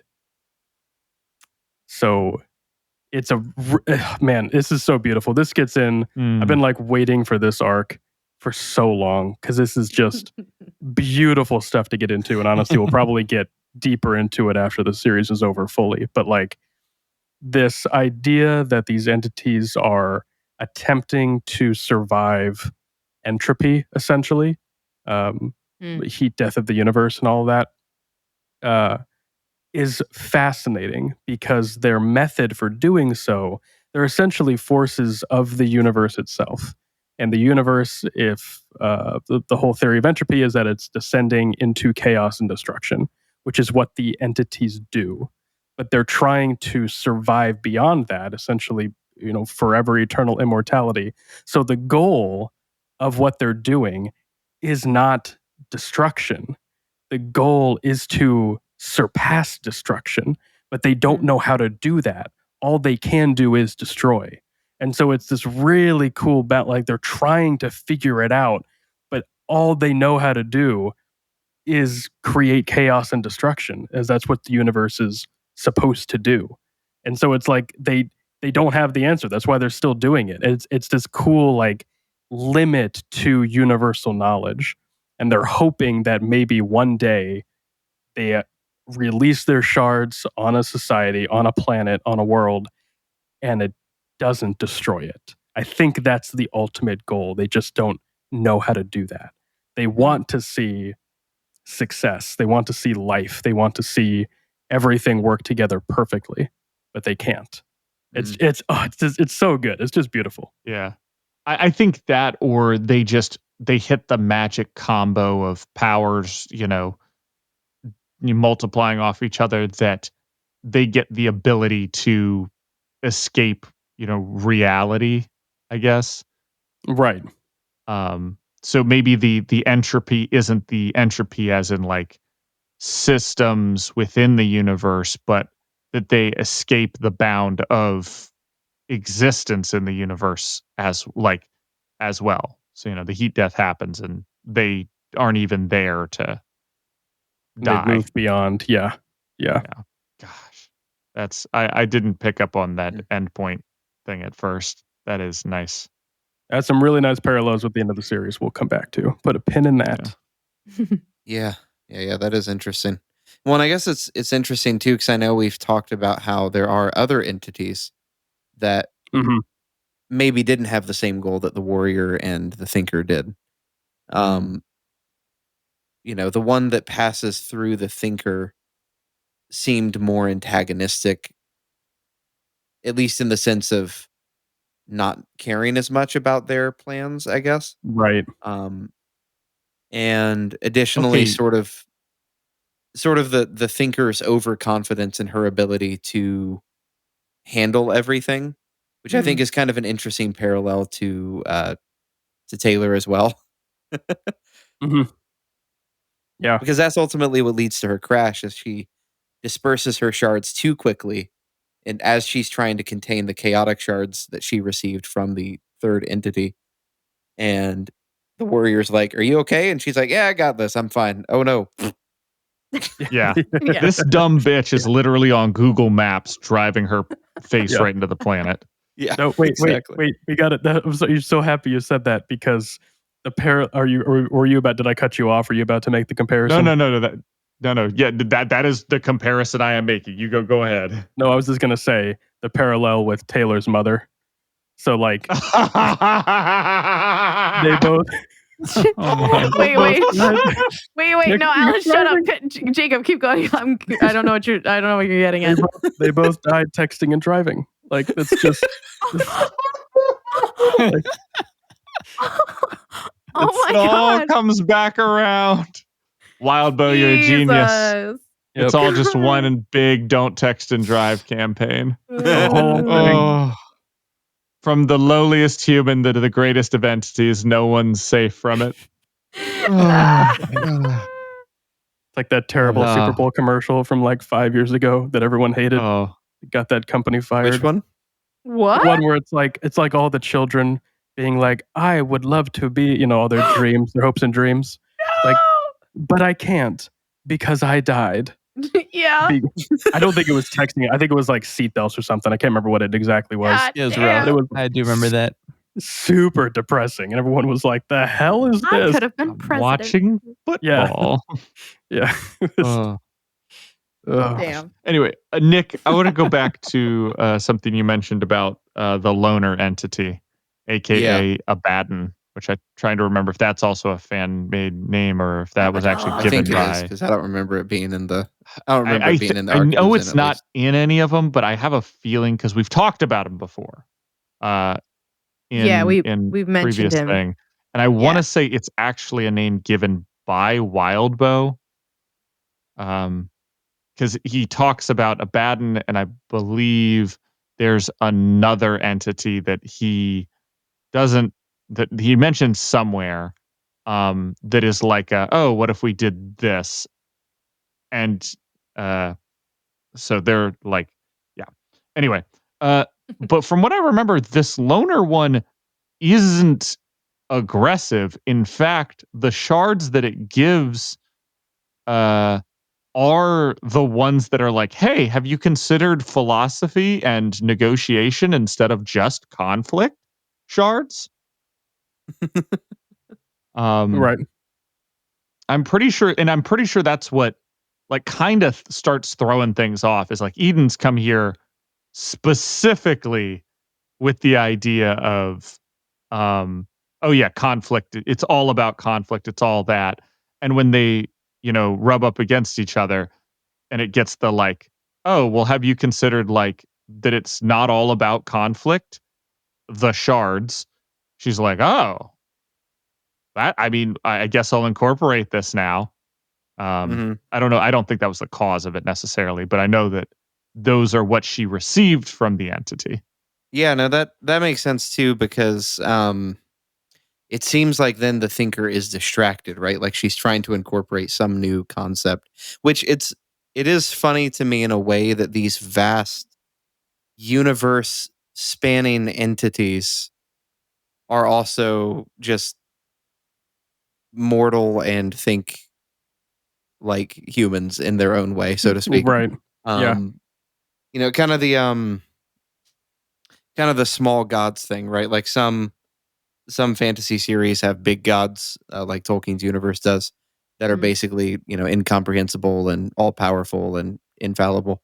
In a lot of fantasy universes, they have small gods, which are like ascended humans, or, which who knows, maybe the entities were ascended humans or ascended sentient beings, from a previous life Ascended form. But the worms? idea is right, like they're do what? Ascended worms. Ascended worms, yes, ascended worms. When a worm truly finds the light. But sort of this idea of like small gods, right? Like Scion is a god in a sense. Worm not- Vana. Oh my god. Stop distracting him, Go Alan. on. Let Nick Go on. finish. No, that's it. That's all. Oh, God That's damn it. it, Alan. But yeah, it's interesting. Very cool arc. Yeah. I think I think though it also does serve to explain, if you think of them in terms of the thinker and the warrior, it Mm. does serve to explain why Scion is single-minded, you might say. Yeah. Stupid. When you're Dumb. like, Scion, go kill that thing. He's like, okay. I only know violence. Yeah. Well, it's funny, even in her like ideal scenario where they're like their ideal simulation, she does all the talking. He doesn't say a fucking word. He stands next to her and like is Yeah. silent. Like he Yeah. never speaks. It's all her. I think there was a moment where there's some thread where Wadbo speculates that had their roles reversed and the warrior crashed and the thinker was the one who remained. Would have been a similar outcome, very depressed and kind of roaming aimlessly, but would have been way more strategic with the shards and like how things worked. Would have been interesting to see. Mm. Maybe even would have been harder to battle. Because like Scion, at least like you can equate his actions to very much of like, okay, well, he's in his like child phase where he's like smashing anthills, and like now he's in his adolescent phase where he's experimenting, where it's like instead of it being so cut and dry, it might have been like way more complicated and way more difficult to like understand or track the like phases that Eden would have gone through if it had been reversed. But like since Scion is like kind of that like brute warrior, it's like, cool, I'm just gonna blow up the UK. Yeah, right. Yeah. As opposed to like, I don't know, maybe destroying civilization from the inside out kind of thing. Yeah. Well, and we see that too, right? Where Scion's ability seems to be on power negation. We see that in his fights with the Endbringers and stuff, right? Like Khonsu's time bubble, he uses it to protect some heroes, and then Scion figures it out and negates it, right? And can break through. Whereas in the optimal future we see from the Thinker, she's able to put blocks in people's minds. And I think, like you said, Hannah, that would be a lot harder probably to fight against, because the idea of basically what she's doing is like Arsenal begins to get suspicious of like, what are you guys? Like, are you more than we think you are? You're not just normal heroes. And then boom, he forgets that and it's gone, you know? And she can see those thought patterns a lot more clearly. Whereas I feel like the warrior Scion is just a lot more, I will, I will kill, Yeah. I will fight, I will, obviously like, lots of powers related to breaking other powers, which is really nice and interesting, but not as many thinker powers, so to speak. Just as a fun last little note, Wildbow did on Space Battles a quick little what if sort of edit to this interlude, where instead of Abaddon or Abaddon intersecting with the Thinker, it was a different entity called Apollyon that was like That's the one I'm thinking of. the apex predator of entities and absorbs the two of them in efforts to make a more violent cycle. Interesting. And then said at the end of his little thing, I will not be continuing this, others can. Just like, here's a what if something could be this kind of entity. Just for fun. That's fun. Well, any final thoughts on Arc 29? Just, God, I love Contessa. My girl. Amen. Man, she's so cool. Y'all just love your fedora girls. Yeah. Seeing, You know who I don't love? Teacher wearing a weird ass wizard outfit taking over Cauldron Oh my Slayer. God. Dressed like What a the wizard. fuck are you doing? Why? You fucking dude. I like to think, Mind me, in my I'm mind, just a wizard. he's dressed as a wizard, but he got his wizard outfit from like Party City. And it's Yes. one of those, like, Yes. you know, It's like crinkly plastic fabric. Yeah, just like clearly designed for, you know. At least it's spill The resistant. more I think about it. Oh my God. Like a that's low fucking cut hilarious. top, just like outlining the cleavage, you know, just one of those strap on beards. Yeah, with the elastic that goes behind your ears, very ill-fitting. Like a pointy, it's like blue with gold stars on it. It's like got the pointy hat. Exactly. Oh, wow. Best you can do Wow. on short notice. Yeah. Oh my God. Fucking teacher. Love it. God damn it. Always getting in the way. Yeah. All right. Yep. Indeed. So yeah, here I do like with Contessa seeing the explanation of her power where it is like put out in steps in front of her and she can see how many steps it is Oh yeah, and how really it cool. keeps the plan to save the world like keeps changing based on when Mhm. she's starting, what happens and all of that stuff, which I find fascinating. I also find it interesting. Okay, as far as the theory about what shard she got, um, it seems like she did. Did she just kind of yoink the Thinker's whole future planning like shard? I thought Yes. so. Is Yeah. basically That was the what vibe I what she got. got. Yeah. Well, I think, Yeah. and Alan could probably correct me here if I'm wrong. I think the implication is that in the entanglement with Abaddon, she essentially loses that shard, or unintentionally loses that shard to Contessa, and that's what causes the crash because she's sort of Mm. lost sight of the future. Hmm. Yes. Yeah. So technically, it's not just that she loses it to Contessa directly. During the shuffle, she actually loses it. She's trying to, like manage everything. She, I believe, technically loses it to Abaddon, but it's not like tied down to anyone, so it just kind of gets shuffled up and lost. Oh, interesting. Okay. Because they're exchanging shards back and forth. And then she's trying to Yeah. reorganize them. But it's happening like the shuffling is happening too close to like landing time. Mm-hmm. And it just can't be shuffled. Like she can't organize her cards before they just crash land. Yeah. You're right. Yeah. Which is, I love hearing about the like crash landing. They're like, we need to shed shards. It's like, why do we need to do that? Because we're bigger than the planet is, and we'll destroy it if we land like this. Yeah. Gotta shed some Dang. stuff. Shed our skin a little bit. Sheds. But also, how terrifying would that must have been for the people of that Earth that she crash my landed into? Gosh. Like half a planet Yep. slamming into your planet. Yeah. It would fuck up your planet. And that's Yep. so when I looked up Contessa on the wiki, it said that Eden crashed on a different planet, an alternative Earth, or is it just does Yeah. that just mean the Earth that like Earth bet? Like Earth Yeah, like Left better or word. like Earth Juliet. Yeah. And it's some not she shit. just crashed there. She crashed through multiple Earths. Like, Yeah, Right. that's like why her body right. isn't formed because it's like all crystalline. Like yeah. it's like through multiple realities. yeah. That's why the dinosaurs are no longer with us. Oh my god! Because the Well, EMTs that's hit what it them. did. Crashed through time and space. Damn. Yes. I'm trying to find it. There's the old like how Star Wars Force Awakens should have ended.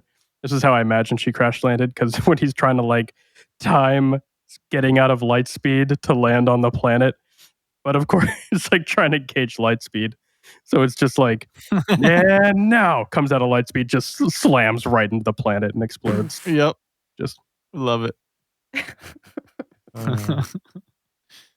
Dr. Mother turns out to not be the brains of the operation. Yeah. It is, in oh fact, yeah, the hitman That was Yeah. cool. brains of the operation. I did like kind that. of, and it's kind of this weird thing of like, if Contessa were the brains, she couldn't see the plan, but because she can like filter it through Dr. Mother, a regular person, it doesn't get blocked by the shards. Yeah. I thought that was kind of a That is cool very cool. workaround that she figures out pretty quick. It's really Very neat. clever. And also it is clear then too, right? Like Dr. Mother's the one who kills Eden because Contessa can't see where to stab, but she's Yeah. like, if Mhm. Dr. Mother says, do I stab here? She can say yes, which is such again such an interesting workaround that they discover really quickly with how they can work together well. Real fast. Right. Yeah. It's like Dr. Mother's her familiar. Yeah. Oh my god, that's actually yeah. I love it. That's great. Thanks. Also, I just want to read this final line because we're at the end Read here. it. We are. But this teacher says, we need your help saving us from ourselves. Case in point, we've got a crisis that involves one little lady I think you're familiar with. He held up his phone. A picture was displayed.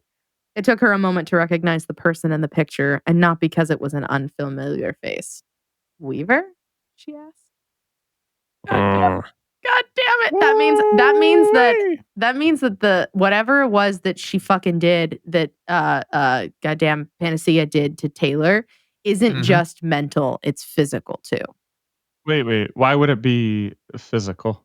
Because she says that it takes her a moment to recognize the person in the picture. Yeah, she doesn't have perfect memory. Yeah, but like she knows Taylor. Like the idea that like she looks at the picture and it's like, wait, what the fuck am I looking like? Oh my God, like that's fucking Weaver. That means that Weaver doesn't look like herself. Oh, I did not get that from that. Oh, I did. Like that just means that Taylor doesn't look like Taylor anymore. She looks like maybe she's really wonkadelic. Like maybe something's wrong more than just inside her head. Maybe. That's true. And here we go. Down the rabbit hole. Crazy. Oh, yeah. Yeah. Favorite powers? Really quick. Oh, yeah. Favorite powers. We didn't do favorite powers. Oh. Real fast. Okay. Favorite fast powers.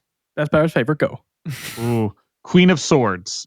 Oh, Queen of Swords It's a is so process. She does the sword in the ground. It shoots lines out that tap into every cape within an area, then brings all of those powers back and congeals them into a giant gelatin. And then she can pick and choose which powers she actually wants to like be in the pudding. And then whatever you send through it gains aspects of those powers. So of course she whips out a gun and shoots a bullet through it, which like goes in. They think it's not going to pop through the other side, but then it does, and just has like the rainbow spiral effect of all the powers it just passed through. Oh my God. Come on. That's So got to be hands down one of the coolest visual powers it's we've pretty. ever seen in this. That's That is fascinating. true. I will counter with the least visual power that was my favorite, Gavel, is his power of bonk. Yeah. Yeah. Power Was bonk. pretty cool. Yeah, the big bonk. Yeah, the way it's described of so I'm trying to think. Yeah, basically he can reduce the severity of any damage. And he has a huge amount of durability and he can imbue that durability, but the way he would use it would be to smack somebody really hard and then remove their durability right before they hit something. Yes. Yeah, So instead of getting bypass the pulverized, yeah. You could bypass the Manton effect in order to make individuals completely invulnerable as well. Because Taylor mentioned he was so cruel because he, instead of just smashing them with the hammer, he would just make them invulnerable and send them flying to die when they hit a wall. When they hit the wall, yeah. Just like gross, Crazy. So cool. I love Gavel. I was gonna say Gavel. I'll say Custodian though. She's so cool. I love she's just like she's floating around, she's keeping an eye on everything. I like her a lot. Mm-hmm. Yeah, Custodian's pretty cool. Gotta love a good ghost. I'm honestly having a hard time remembering people's names at this point. I thought the flower lady who was with Seder was kind of interesting. Oh yeah, the crystal Rosette. one. Is that Rosette? Florette? Is that her name? Florette? Florette. Thank you. I just thought that was interesting because it was an example of kind of what Taylor's talked about before about a power that doesn't seem that impressive, but when in the right hands and just like trained by the right people, it can be pretty useful. And I just like that as well. Yeah, I'm trying to think if there were a few others. Some of the Case 53 seem really interesting as well, but there's a lot going on, and I'm honestly having a hard time remembering names. I'm trying to remember what King of Swords did as well. I thought he had a cool power, but I can't remember. Or King of Cups, King of whichever one he. Cups? King of Cups. King of Cups, yeah. He had, What was his? I know his second trigger involved a bunch of hands, tentacles, and stuff. So I think his first ability was probably just summoning ethereal hands. No, he had And the I think they ethereal all Create wielded limbs out of limbs energy. Yeah, basically, and then he used them as like prosthetics, basically. That were pretty strong, if I remember right, because Lung lost a limb and King gave him one, not knowing he could regenerate. Yes. And then Lung was like, that's I can't right. get it off. Like, take it the fuck off. No, that's Yeah, funny. and then with his second trigger event, he was able to cover a huge area with it, and then he died, and then Glycygwinier took it and started using it, which was neat. Yeah. It sucks for him though, because that was a Damn. rough. That was rough fight. God, he just shoved her right into the ground. Yeah, very very long arc. Obviously this is the penultimate one, right? It is. Mhm. Yeah. Well, And so Well, epilogues are epilogues. They're different. yes, sure. thank Cool. you. Yeah, there's only one more official arc. But we left, will arc 30. read the epilogue. Don't worry. We're gonna read Yeah, the of epilogue. course. Yeah, we can't skip it. Obviously, yeah. And We'll then come on this technically there's another arc afterwards, but it's supposed to be like a teaser for War. Oh, I thought you were making a joke that it was Ward. So there's technically another arc called Ward. It's called Ward. We This just is have to long. keep Read going. in and out. I don't know if because I was looking at the website, the index is, I don't know if that arc is technically like the first arc of Ward, or if it's like the teaser arc before Ward. I don't know for sure. Yeah, I think it's supposed to be like an inter arc. Okay. Or yeah. Well, I mean, obviously we'll get to that when we get to that. Yeah, we'll find finish out, more. won't we? down the line. Will Well- rendezvous. On that note, this has been Arc 29. Thank you to all of my lovely podcasters. You guys have been wonderful. You too, Jacob. And thank you to all of our lovely listeners who Absolutely. are also wonderful. Mm-hmm. And this was a long one. Thanks for sticking around. We had a blast, as always. And as always, let us know your thoughts in the comments below, wherever you're listening, whether that be Spotify or YouTube, etc., wherever podcasts are sold. We absolutely love reading all of your comments and interactions. We have so much fun talking about these arcs with our patrons over on our Discord. And so if that sounds like fun to you, if you stuck with us for 29 arcs and you want to interact with us some more and listen to some other weird ramblings and funny rants that we go on that we don't have the time to give to everybody, come on over to our Patreon. We'd love to have you. We have a lot of fun over there sharing memes and other fun stuff. So stop on by. And until next time, stick around for Alan and I's breakdown of Arc 29 on Dissecting Worm. We have a lot of fun with this one. And then following that will be Arc 30. Arc 30! Final arc of Worm. It's going to be a blast. Holy shit.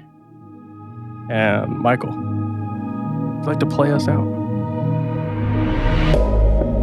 Thank you so much for listening. Read along with us at parahumans.wordpress.com. We'd love to hear your thoughts. What did you love? What did you hate? Anything you think we missed, etc., as long as it's kind. If you'd like to get in touch, you can find us on Twitter, Threads, Instagram, TikTok, and Reddit at Brocktonbaybc, or click the link in the description.